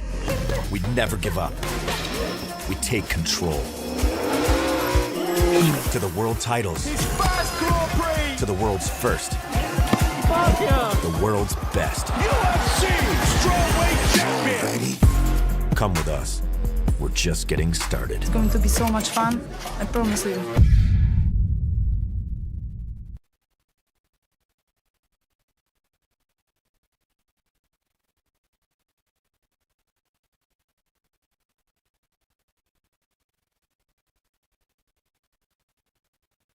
Seattle Sports on all your streaming platforms. Subscribe now for inside info on the Mariners and Seahawks. Brock and Salk, Bump and Stacy, Wyman and Bob. Just subscribe. Stream the local sports leader live on YouTube. Seattle Sports.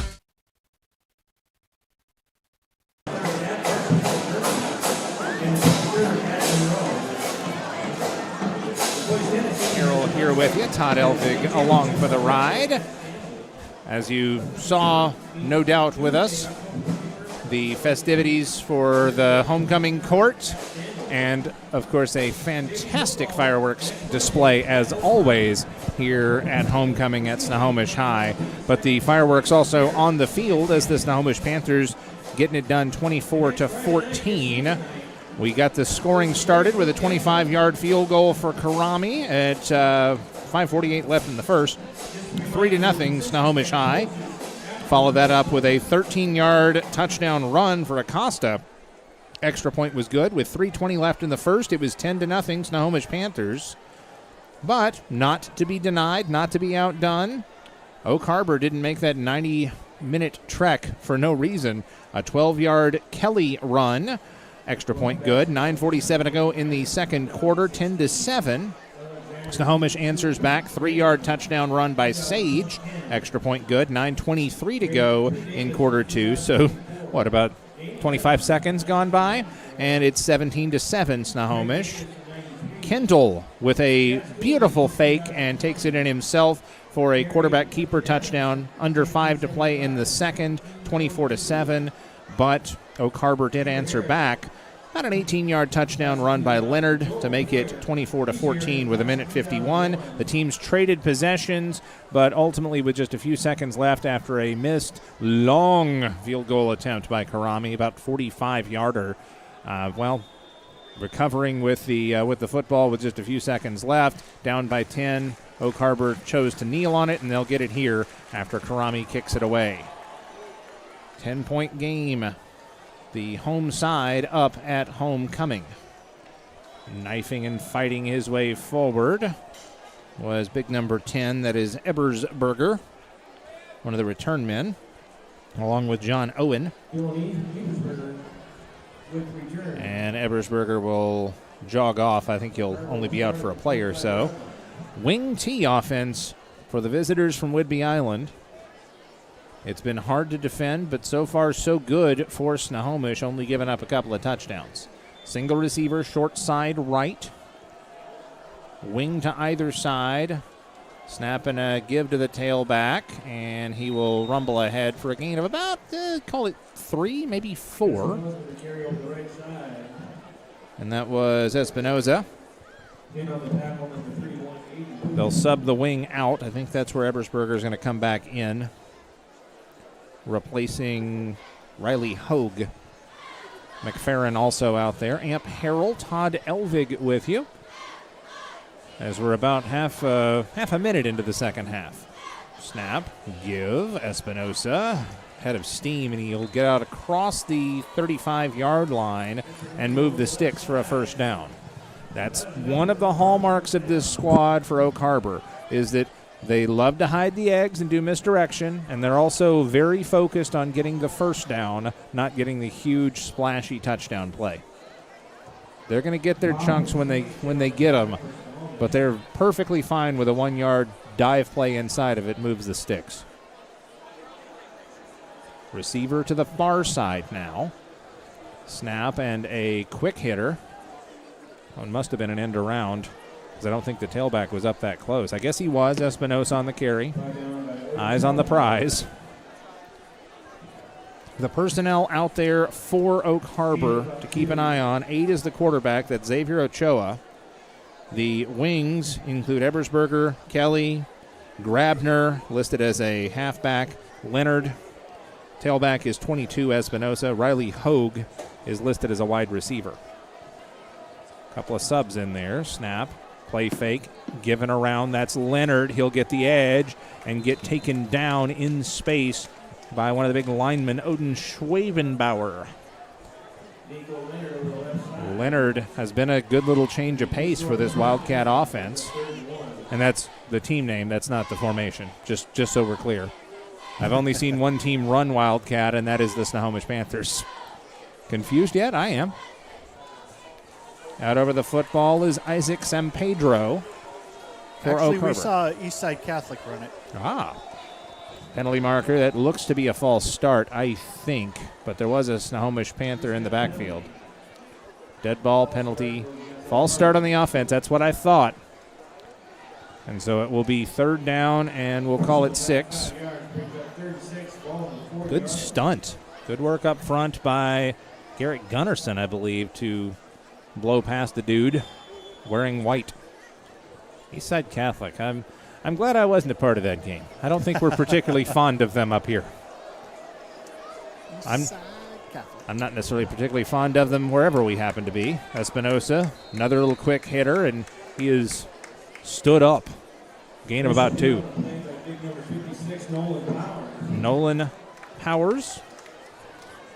Yes, Powers with the stop. He was part of the homecoming court, by the way.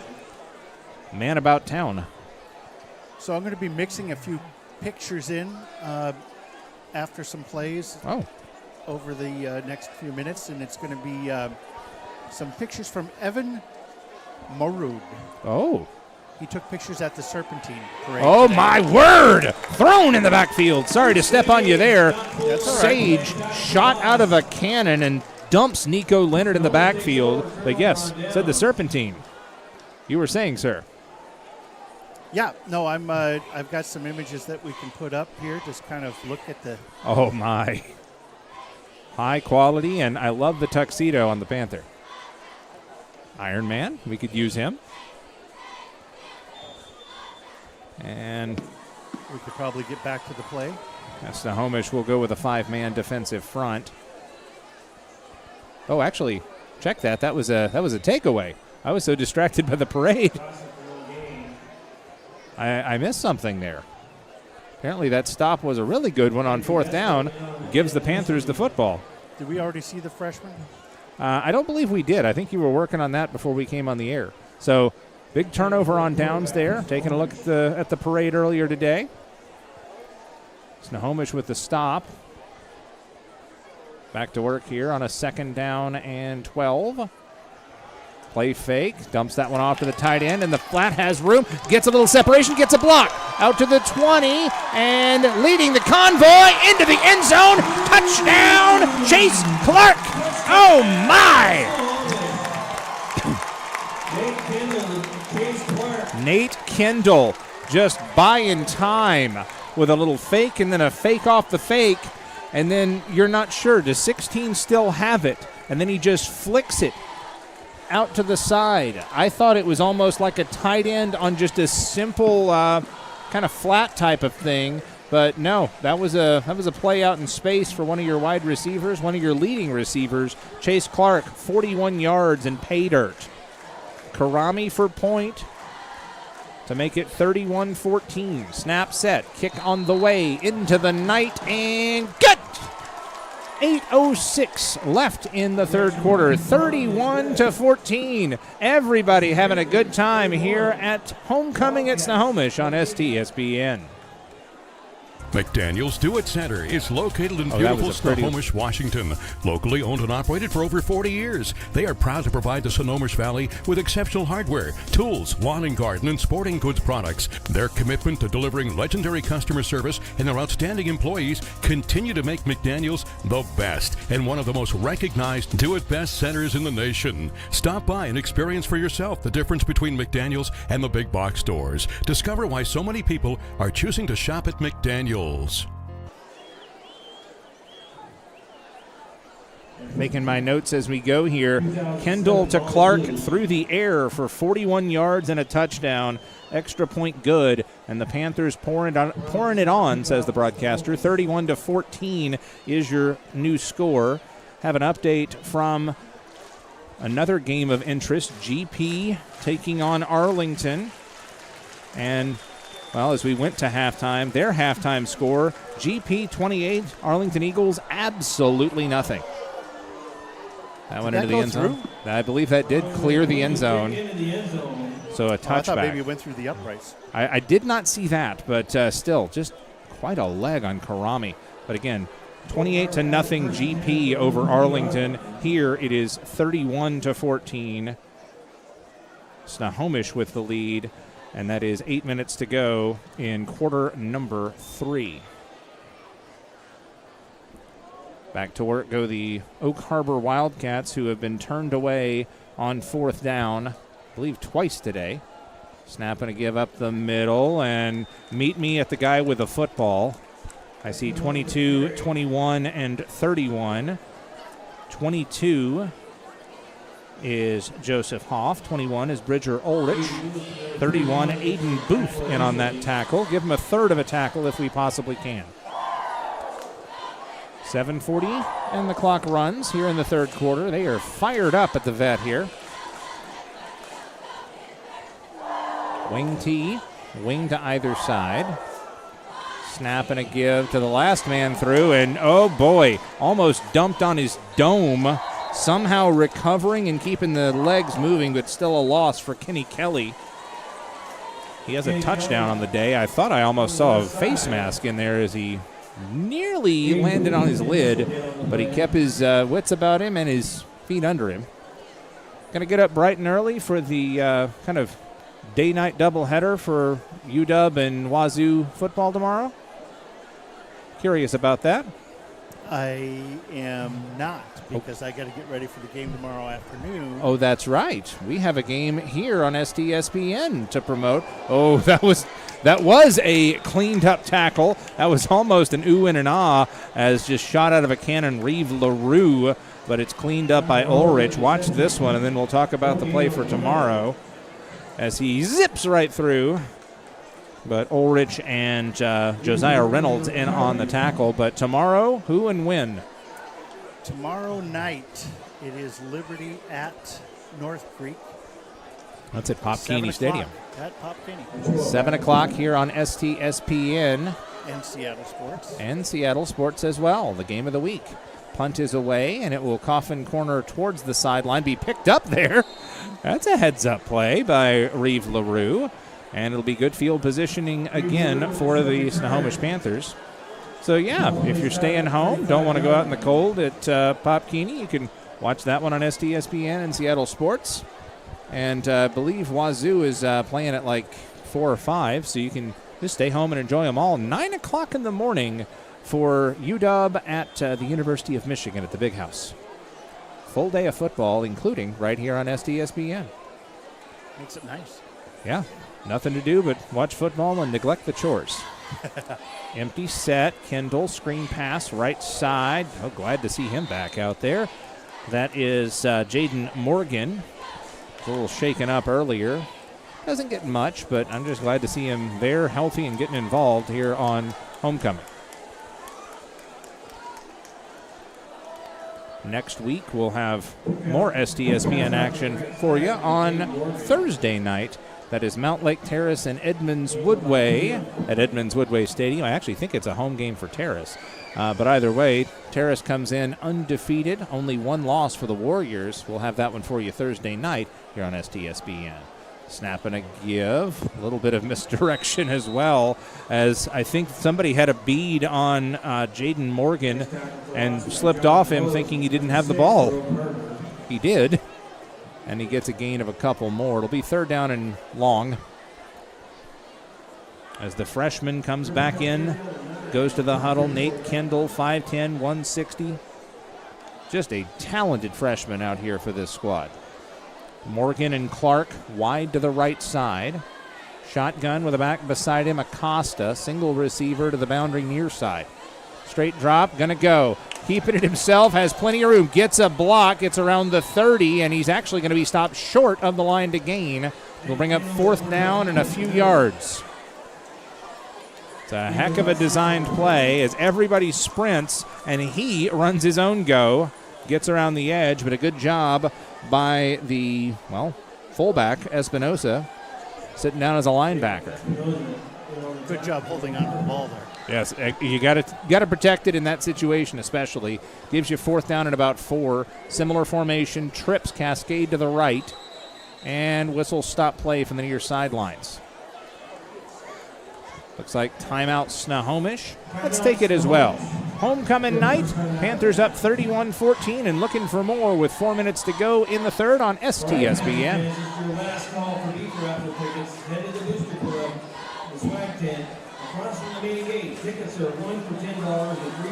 How is it that Bickford Ford in Snohomish is Western Washington's #1 volume Ford store?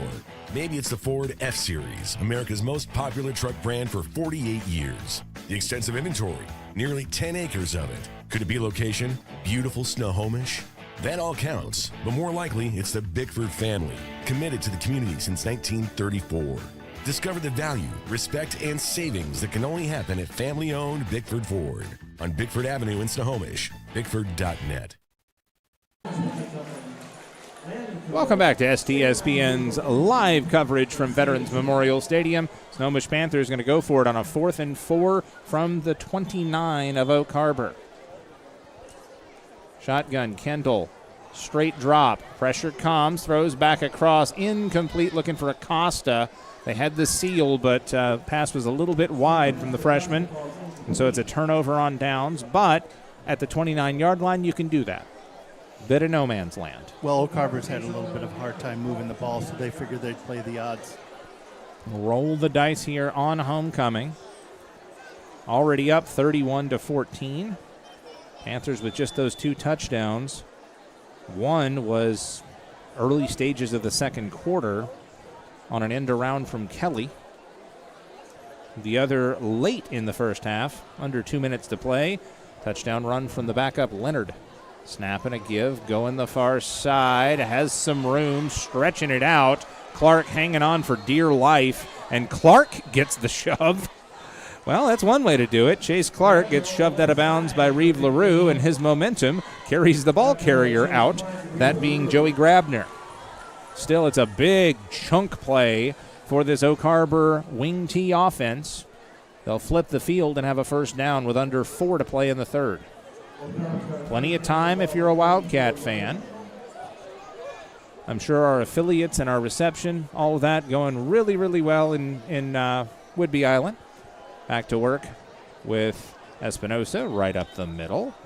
Tackled by Ulrich. Just a really quick workhorse type play there. And a gain of 6. Second down, and I might even call that 3.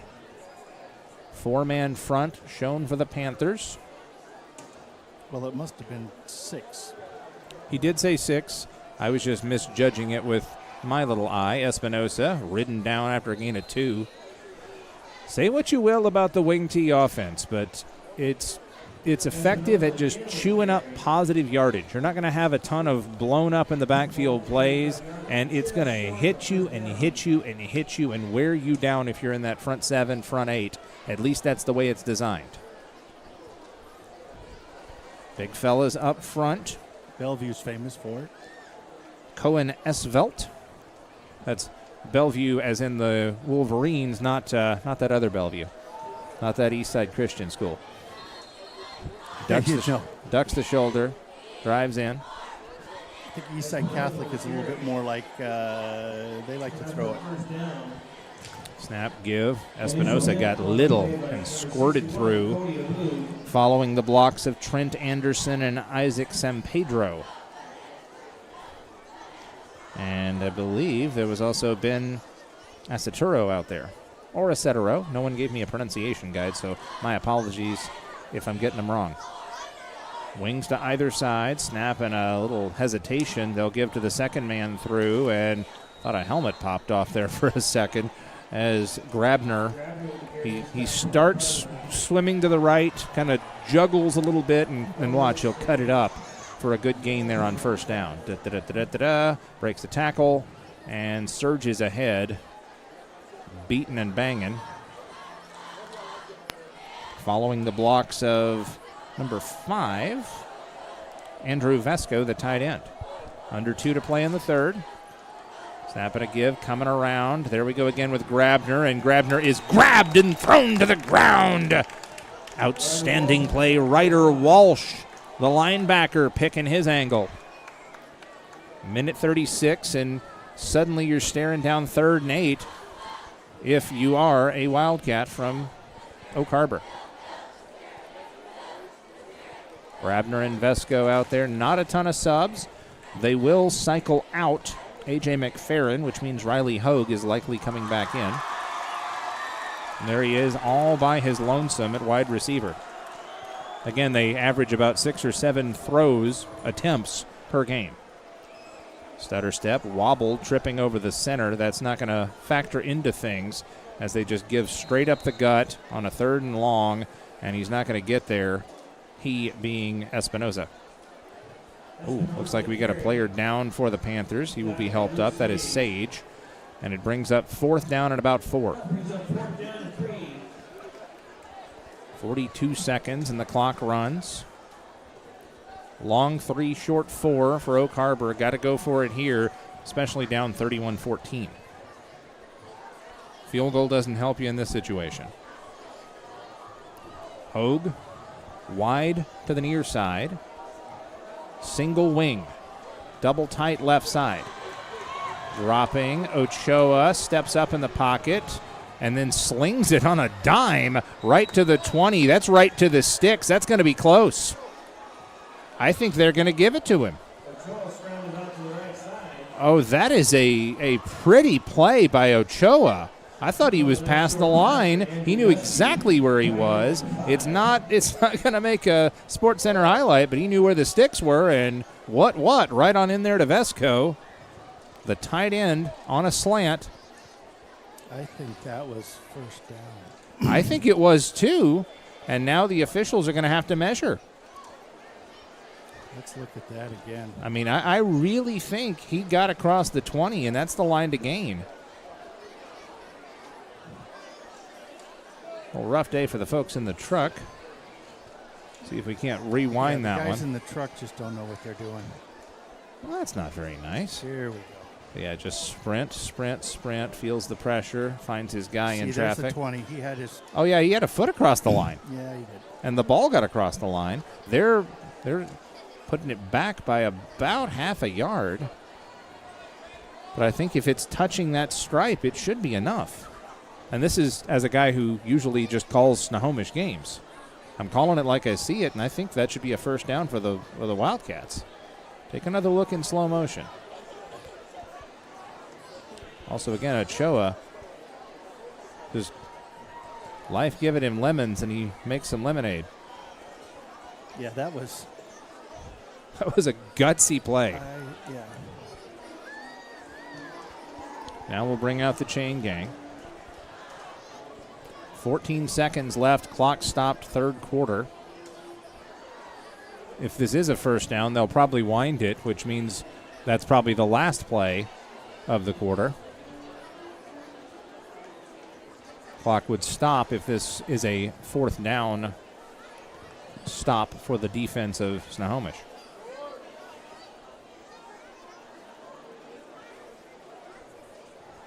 Let's see. What have we got? Schwabenbauer is sure, and Schwabenbauer is right. They came up about a length of chain short. Oh, that is tough if you are Oak Harbor. I don't know that I agree with it, but the results go the way of the home folks. And Snohomish, the defense, gets another stop. I think that's their third fourth down turnover on downs for this defense for Snohomish. I think we'll be able to tell when they put the ball down. Where that was supposed to be, or where they spotted the football? Yeah, oh boy, I don't know. That's really tight, isn't it? Yeah, I mean, like you didn't get the how short it was. They didn't give that signal like an NFL broadcast, but I mean, it was 1 or 2 lengths of chain. It was so close. But Schwabenbauer knew he got the stop, and buddy, he was right. Shotgun. Acosta on the hip of Kendall. 2-by-2. Snap. Give. Oh, my. What a stick by Andrew Vesco. I mean, he knew what was coming. And whack. And that is how the third quarter will come to an end. 31-14. Snohomish with the lead and the ball with 12 minutes left in regulation. It's homecoming night in Snohomish on STSPN. We don't really think about it until this happens. Don't get backed up. Call A. Wesco Septic Service. They are the sustainable, environmentally friendly choice. A. Wesco uses a recycling process that returns clear, clean water. They offer septic service and repair for both King and Snohomish counties. A. Wesco Septic Service is a local, family-owned business, so you can count on reliable, environmentally friendly service. Call them today.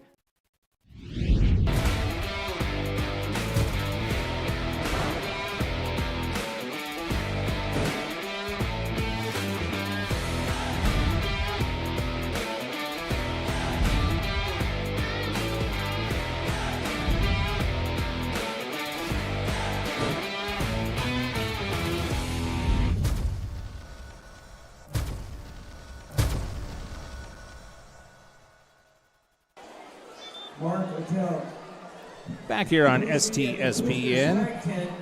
Final quarter of play here. Homecoming night for the Snohomish Panthers, up 31-14. And Adrenaline Fundraising Player of the Game coming up in post-game.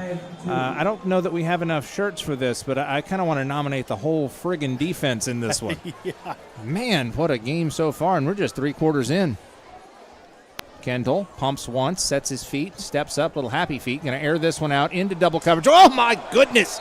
He almost had Clark, and there's the penalty.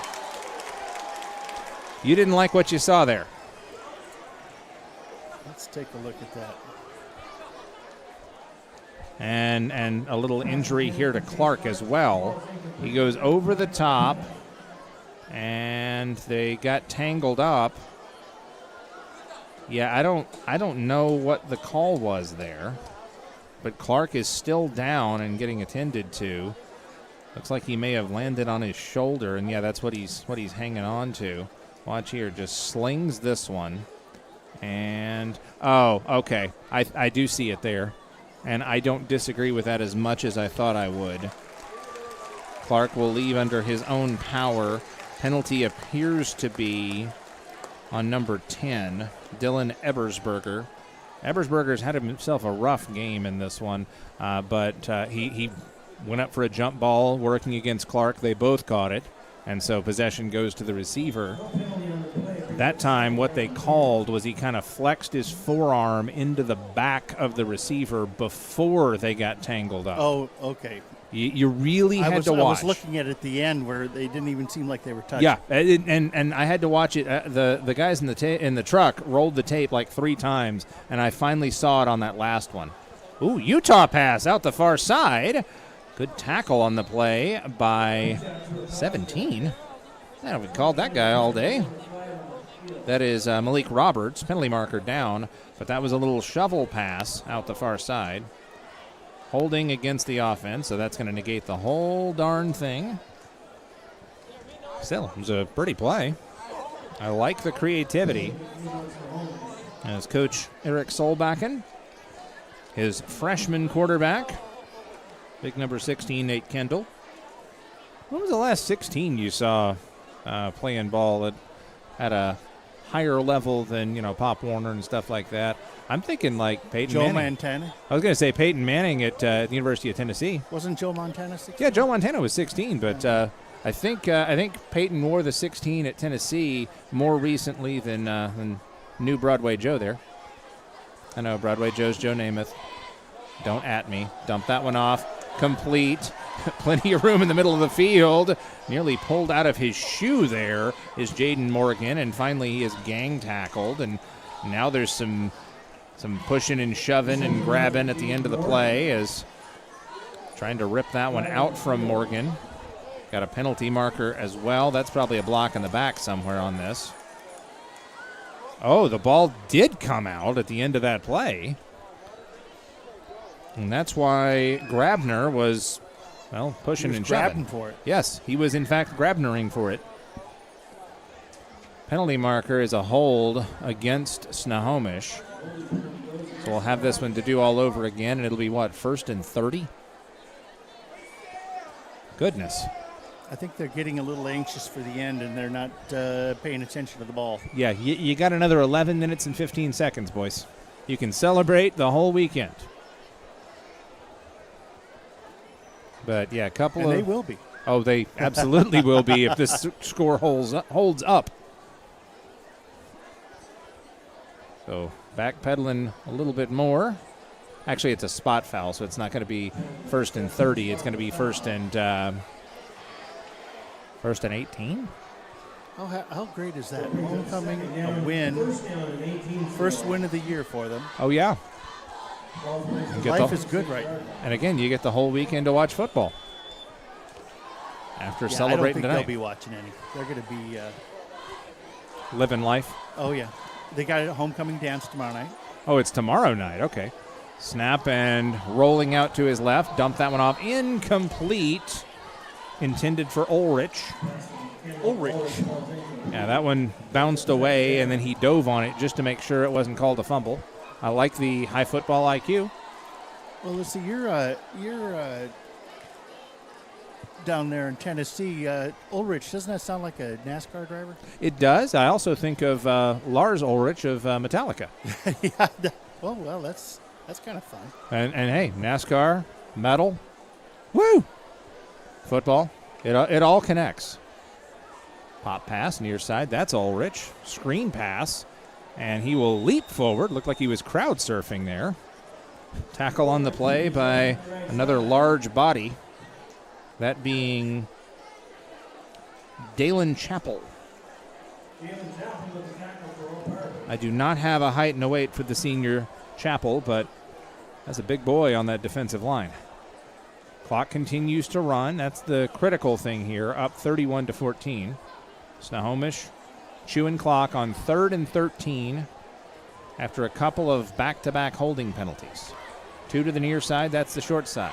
Looking. Kendall going to air this one out. What a rainbow! Oh, my word! Breaking tackles, and down the sideline he goes to the 10, to the end zone. Touchdown, Jack Rotundo! Oh, my word! Touchdown, Panthers. Just appreciate this one. And let me remind you, that's a freshman. Woo! Mercy, what a play. Rotundo through the air. That is a 69-yard passing touchdown. Man, nobody's turning the lights out in Snohomish tonight, let me tell you that. 10:09 to go. On for point. Up, and you better believe it. Your new score, 38-14. Panthers all over the Wildcats of Oak Harbor. 10 minutes to go before they celebrate homecoming on STSPN.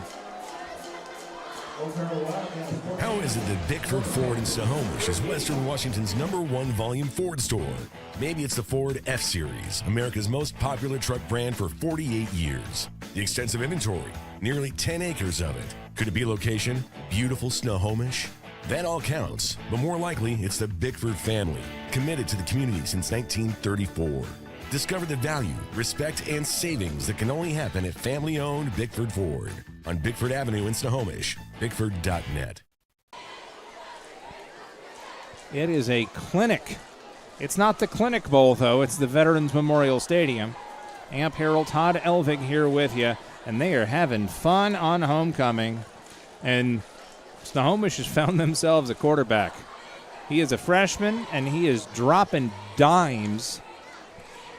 A 41-yard touchdown pass to Clark, a 69-yard touchdown pass to Rotondo, and this thing is blown wide open. 38-14. Should have saved some of those fireworks from the halftime show.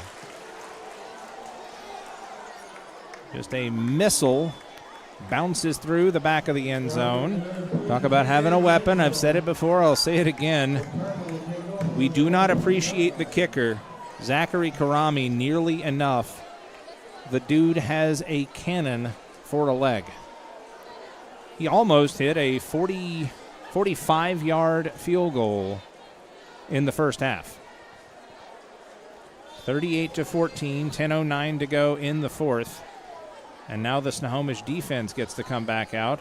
They've had a number of fourth down stops, showing blitz, crowding the box, snap, give, and nice job anticipating. They'll go away from everyone, and Espinosa will pick up positive yardage up the right side.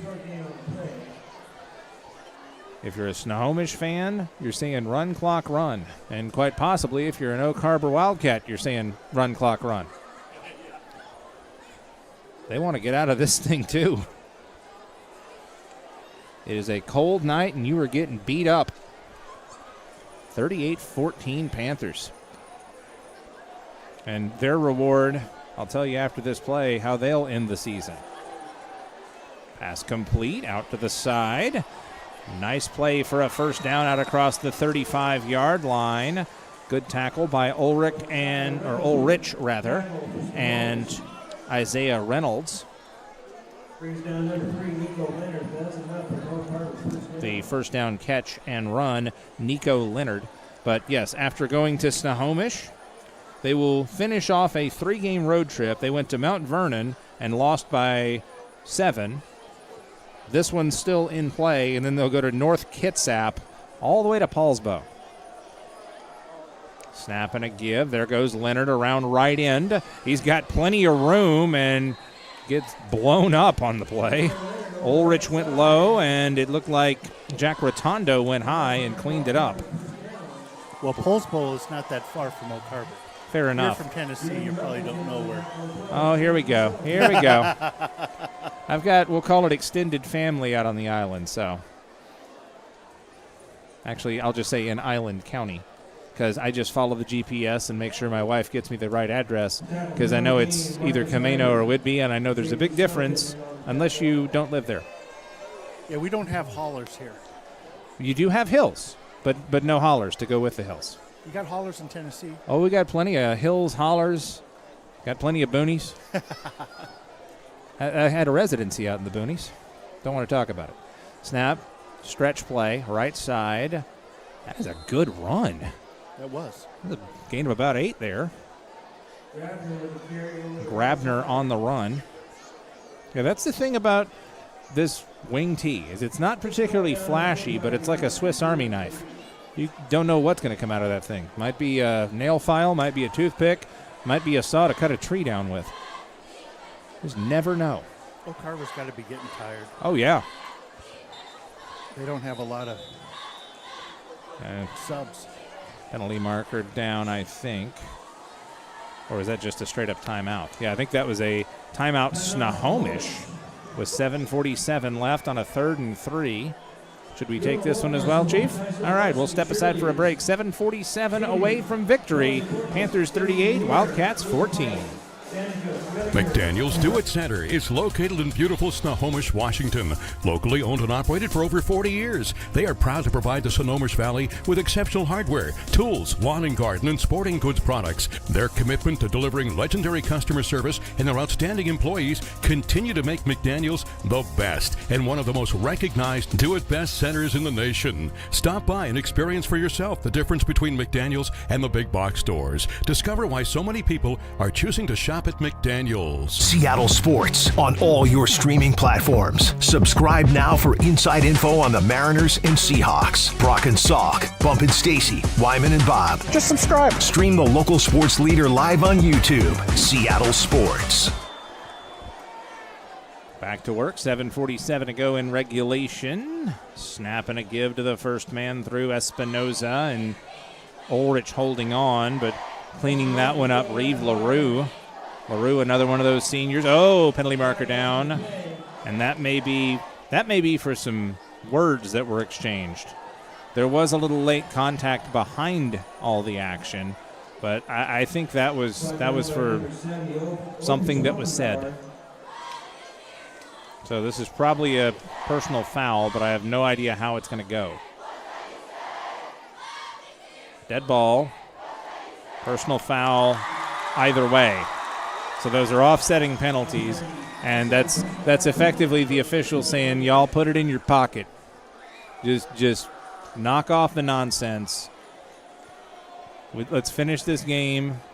I'm cold. I don't want to hear it. And I can respect that. Wing and a tight end to the left. Wing and a receiver to the right. Snap and a give to the first man through Espinoza. That is a pretty fake, because the camera guy and yours truly went with the fake, and we're ready to have that run off the end. 7:20 to go. Clock continues to bleed. Gain of 2 after all of that, and it's 2nd down and 8 from the 37, hash mark right. Snap and a hesitation, give around the end, and sideline is your friend in that situation. On the carry, Kenny Kelly. And they just keep throwing running backs at you, throwing wings at you. Kelly had a touchdown earlier.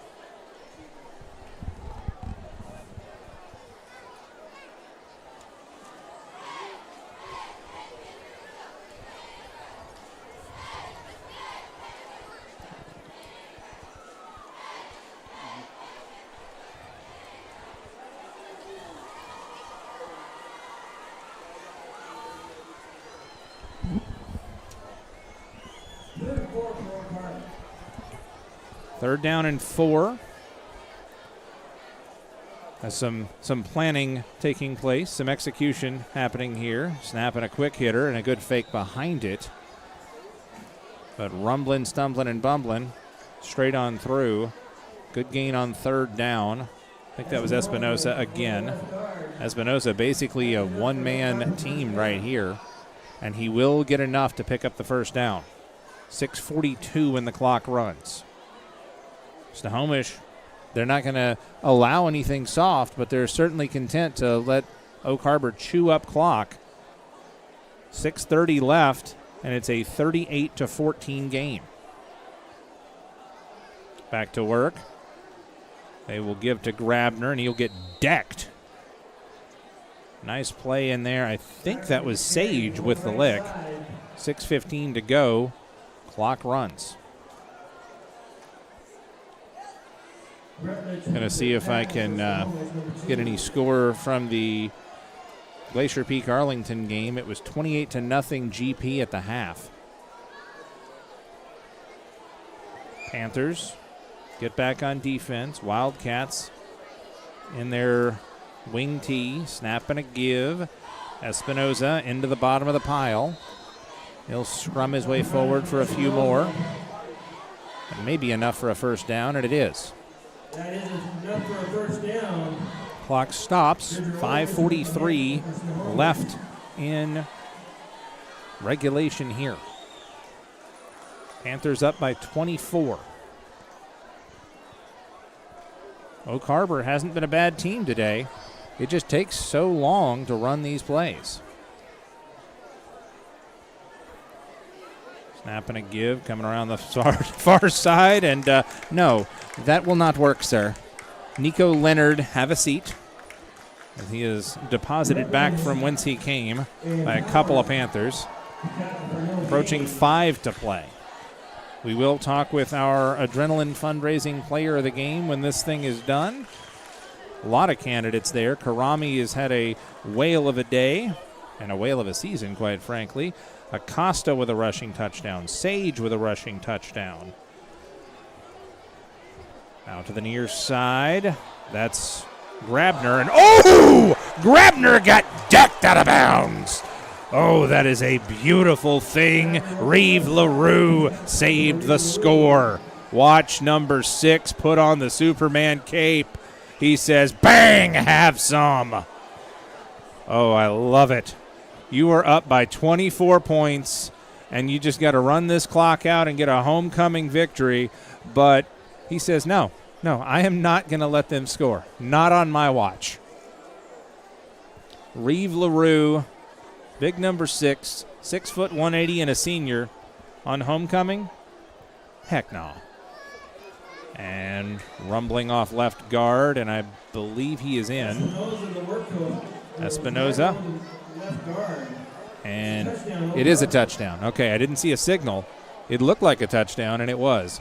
But still, Reeve LaRue was able to prevent it from happening one play earlier. 4:42 to go.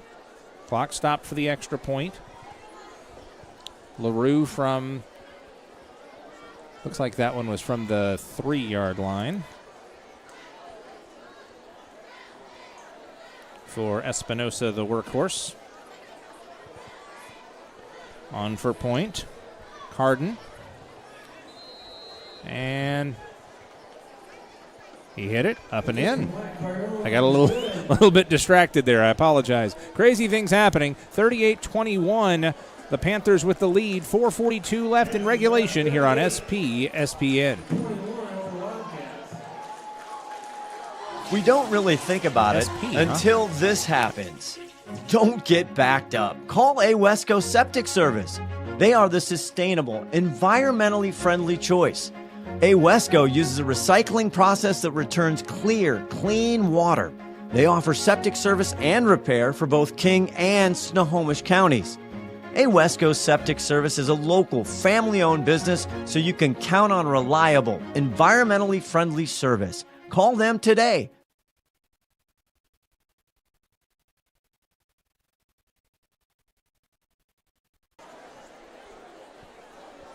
Back to work here on STSPN. Snohomish Panthers, the bend but don't break defense that was allowing Oak Harbor to chew up yardage and chew up clock, but not get into the end zone. Well, came up just a little bit short there, but still, I'm not upset. You're still up 38-21, and you get the football back with under 5 left.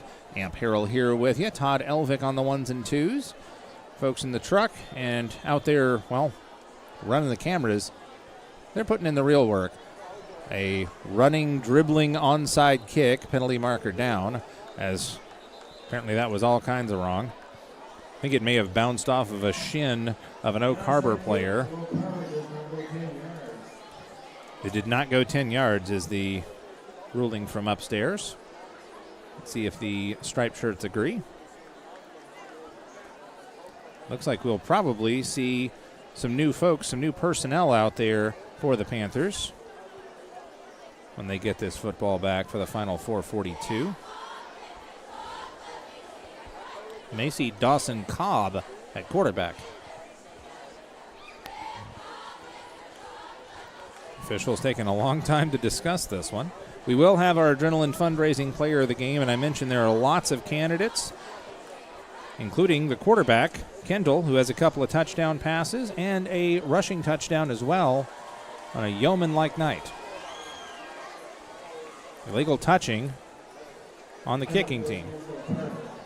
Looked like he signaled pass interference. I'm giving him the benefit of the doubt. And so what does it mean? I don't like the illegal touching. Doesn't sound like a real thing. Yeah, I mean, it's not something we should encourage. Let me just say that. I would say that's correct. Or as have you ever seen those web comics that's Strange World, I think is what it's called, the little blue people? They actually made an Apple TV Plus show out of it. But it examines the eccentricities of normal human life from a completely different perspective to show just how weird the stuff that we take for granted is. And one of the ways they did it was showing penalties in sports and illegal contact, shoving after shove time was over. And the announcer says, you got to regulate your shoves. And his color commentator says, we all do, really. Yeah. Like it's basically what that feels like with the call of illegal touching. So Cobb will come in at quarterback, and after the illegal touching, illegal contact, bad things happening penalty, 1st and 10 from the 33-yard line. Cobb in the gun, snap, give, new tailback in there, and he'll pick his blocks, and he will very nearly surge ahead for a first down. Welcome to the game, Caden Acosta. Caden Acosta, a senior. Yeah, plenty of fresh personnel out there. Got a couple of new linemen as well. Kobe Smith out there, number 74. He is a senior. We're going to see a lot of seniors see the field for the final few minutes here. Zachary Karami is out there not just as a kicker, he's a wide receiver. Do you know what time that long bomb was that I couldn't get on replay? Was that a long bomb for a touchdown, or was that the long bomb that Oak Harbor threw? I'm trying to remember specifically because we've seen some good ones, including that 69-yard touchdown, Kendall to Rotondo at 10:09 in the fourth. And now 10:09, that was just recently. Yes. I'm trying to think of the other one because it was in the third quarter, I believe, the one that you're talking about. And now we have a player for Oak Harbor shaken up. That is a linebacker by the name of Andrew Vesco. And he will leave under his own power, number 5. Clock stopped 4:31 left in regulation. Let's see this senior-heavy second unit for the Snohomish Panthers, led by the junior Dawson Cobb. Let's see what they've got in the bag of tricks on 2nd down and 1 from the 24-yard line. 4:20 and the clock runs. Shotgun back on his left hip. Have to have Karami on the ball. And so he'll reset and line down. Receiver to the near side, Jaden Rutledge. And they've got him stacked with Travis Roberts behind him. Letting the play clock run down and take as much time as possible. Play clock at 9. We're under 4 minutes to play. They're getting jumpy on that defensive line. Snap, there it give. Up the middle, there's the first down. Pounding his way ahead, the senior, Caden Acosta. 3:41 and the clock stops. Write this number down, 53. 53. That's the play for his really great, that last pass. Okay. We'll play that when we're talking to him. I like this idea. Want to go ahead and let the cat out of the bag, our Adrenaline Fundraising player of the game? Yes. That would, in fact, be the Studley freshman quarterback for this Snohomish Panthers squad, that being big 16, Nate Kendall. And he was dropping some dimes. We're going to get his thoughts on this from press row as we sneak up on 3 minutes to go in this one. Snap and a give, penalty marker down. That's probably coming back, but a nice big run once again by the elder Acosta. Again, that is Caden, 29, Braden Acosta, sophomore. He's had a little bit more run in this game, and he actually had the first touchdown for the Snohomish Panthers. The hold will pull this one back as we stop the clock with 2:54 left. Yes, we'll award that Adrenaline Fundraising Player of the Game award and shirt after this one is officially over. I think we'll probably hand them out to the defense too, but yeah, what I do that at practice on Monday. What a game for this defense, though. They had a whale of a game. I know they gave up 3 touchdowns, but mercy, laying some licks. 2-by-2 stack.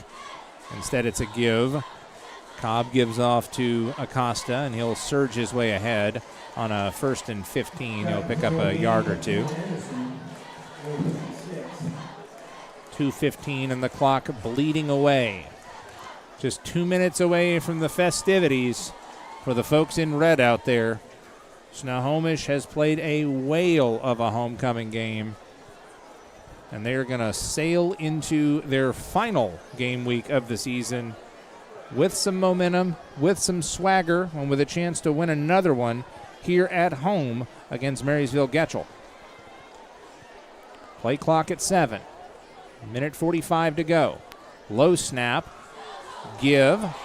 It was a fake. It was a fake. And into the end zone. Touchdown. Dawson Cobb. The scamper from 20 yards out. The low snap. The fake of the shovel handoff. And then student body left. Goodbye. Guys standing around with their hands on their hips. And Dawson Cobb puts the exclamation mark on this. 1:37 left in regulation. A 20-yard quarterback run. Let's put a little bit of icing on this one with the senior, Zachary Karami. For point. Snap. It's through. Karami will pick it up and run around right side. He could go. He could go. He's in. Two-pointer. Two-pointer for Karami. Good night, Gracie. 46-21. He scoops. He runs. And he scores. I have never in my days. 92 seconds left. Are we going to talk about this? I thought it counted. Well, everybody's off the field. Should we take a break? Well, they're writing something down. Yeah, we'll take a break. We'll take a break. Come back after this on STSPN. Attention law enforcement. You took an oath to protect and serve. To keep your family, your neighborhood safe. But in too many cities, dangerous illegals walk free as police are forced to stand down. Join ICE and help us catch the worst of the worst. Drug traffickers, gang members, predators. Join the mission to protect America with bonuses up to $50,000 and generous benefits. Apply now. Join.ice.gov and fulfill your mission.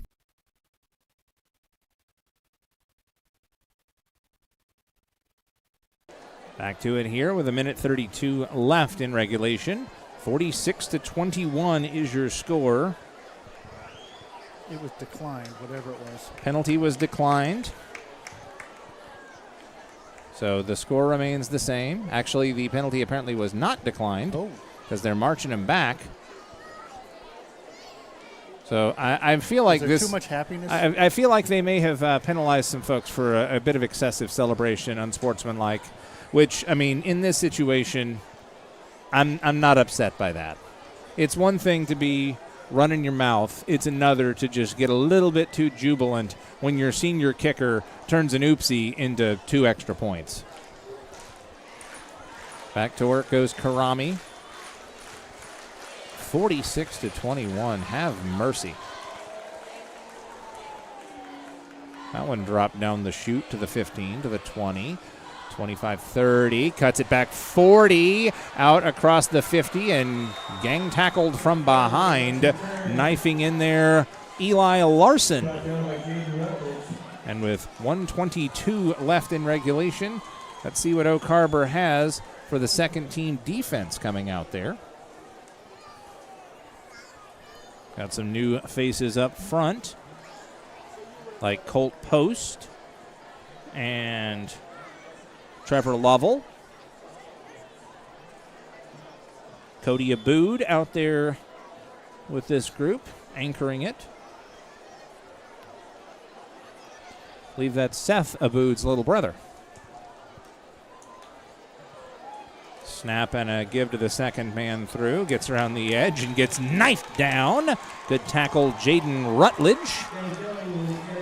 A little bit of excitement by a player I don't have a name for out there. Probably for the best. A little bit of extra oomph. Well, Oak Harbor, I think you can get all the names on the same sheet, but doesn't mean we get them. That is accurate. 52 seconds and the clock runs. 14 on the play clock. 46-21, Snohomish. Jubilant with their impending victory. Motion down the line. Penalty marker down. That's a false start, I believe, on the offense. And that's saying something. You've still got your first team offense out there in this situation against the second team defense, and you false start. Yeah, the head coach for Oak Harbor, that being Marcus Hughes, is going to have a lot to talk to his boys about before they take that trek over to Paulsbo. That is not going to be a fun ride back to the islands. 20 on the play clock, 33 on the game clock. Maybe the last play of the game here. Under center, Ochoa. Pulls back, drops, looks. Flicks a dime out there, and falling down, the intended target, he overran his route, or it was underthrown. And I'll give him credit. He flapped the wing out there and tried to draw a penalty, but nothing doing. 16.8 left. Clock stopped. 2nd and 15 for Ochoa. Make it 3rd and 15, rather. Crowd comes to life for their Snohomish defense. Finn Jackson, Micah Schulten Nelson out there. Maybe the last play. Toss. Coming around near side. Hesitation. Gang tackled. Travis Roberts among those taking him down. That should do it. No excitement, no hustle for Oak Harbor, and no problem for your Panthers. 46-21. Domination on homecoming night. Domination leads to jubilation here at Veterans Memorial Stadium. Again, 46-21, your final score. We'll step aside for a break. When we come back, we'll award the Adrenaline Fundraising Player of the Game honors to the freshman quarterback, Nate Kendall. All that when we return. Final score, 46-21. Snohomish wins on STSPN.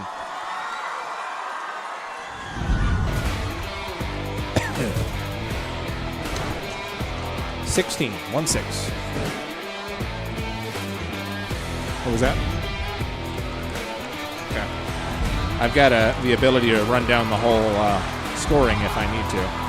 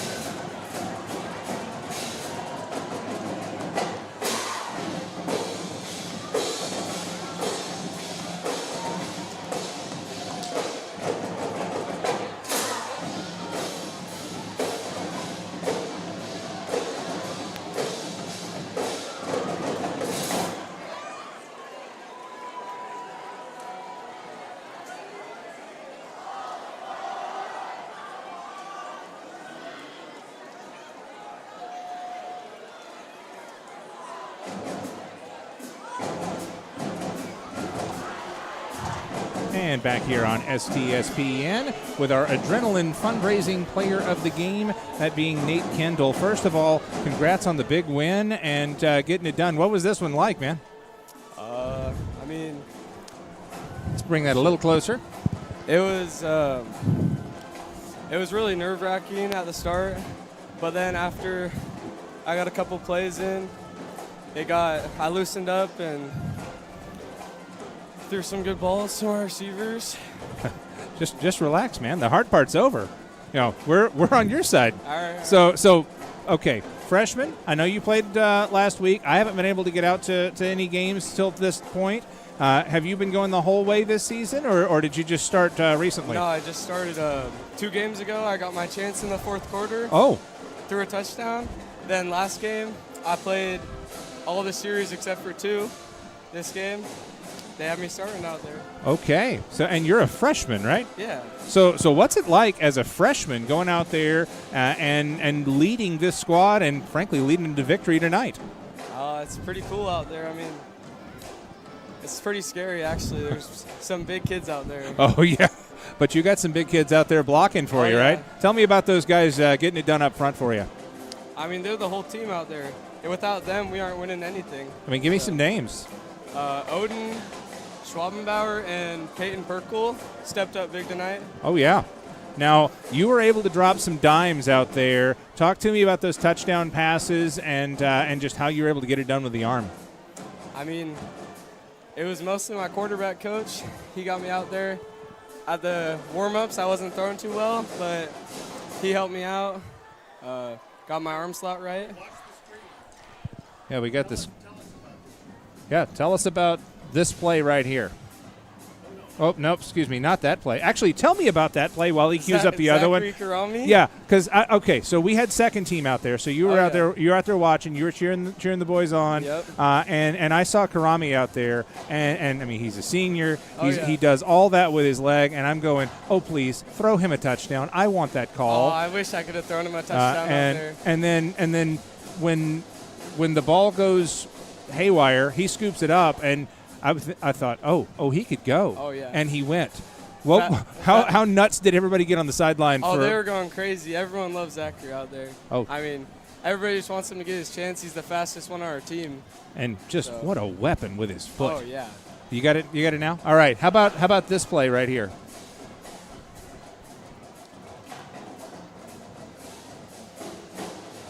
Dropping back, looking. And an absolute dime. What happened there? Take us through. How did that one happen? And, oh, by the way, 6 points. Take us through it. What happened? What was that play, and did it go as it was supposed to go? Yeah, it went exactly how it was supposed to go. Coach told me, looking for him on that stick and go, Jack Rotondo. I mean, he was right where he was supposed to be, exact time. Perfect play. Are you throwing to a spot? Are you throwing to a window? Are you throwing it to him? How are you approaching that as a QB? I'm approaching it. Well, I mean, I have to look at the safety coming over, but there was nobody, and they pressed him off the line. So he had the jump on the ball, and he was gone from there after that. So one more thing, and this is not going to be a daily double here with the screen, but you not only had the 2 touchdown passes, you ran for one too, I believe off a pretty stellar fake. I know you're a freshman. I know there's some big dudes out there, but you're running this offense, and you're running it in for a touchdown. How's that feel? I was so hyped up after that touchdown. I mean, it's my first high school touchdown. Everyone was hyped up for me. Well, also, shout out to my line again. Wouldn't have done it without them. Yeah, agreed, absolutely. And I think you got a long career ahead of you, and you got to take care of the line. Think of Peyton Manning buying steaks for his linemen at the next level. Oh, yeah. But hey, you had your first rushing touchdown in high school on the TV, on the YouTube. It's going to be there forever, and your efforts got you the Adrenaline Fundraising Player of the Game. So look at the cameras, both of them. Excellent. Any final thoughts? Anybody you want to give a shout out to? No, again, I mean, shout out to my O-line. You got to talk mom and dad, Yeah, mom and dad. I told them to get here for warm-ups. I was like, I mean, I don't know if I'm starting, I don't know if I'm playing, so be here for warm-ups. At least you can see something out of it. They've been to every single game, Ferdendale, here, skipping work for the games. I mean, well, they do everything they can to be here. And I have a feeling they're going to be doing everything they can to be here next week. Yep. Chance to end the season 2-0 with that big showdown with Getchell. Any thoughts? Any thoughts on this game, that game, or anything else? I mean, hopefully it goes the exact same way. I want to blow them out. I agree. Well, appreciate you joining us. I think I can take her to the house, right? Yep. Okay. Well, for Todd Elvig, for our Adrenaline Fundraising Player of the Game, for all the folks back in the truck, 46-21, the victory on homecoming night. Till next time, I'm Amp Harrell for STSPN.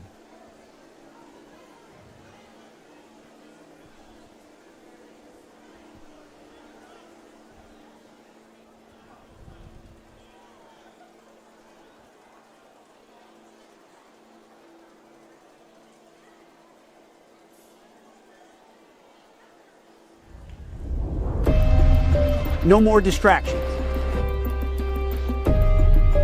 No more electric tanks. No more gender confusion. No more climate change worship. We are laser focused on our mission of warfighting. We will measure our success not only by the battles we win, but also by the wars we end, and perhaps most importantly, the wars we never get into. It's called peace through strength. You look into the eyes of these young Americans who are giving up the best years of their life in a uniform to serve their nation. They are incredible. Through our power and might, we will lead the world to peace. Our friends will respect us. Our enemies will fear us. and the whole world will admire the unrivaled greatness of the United States military.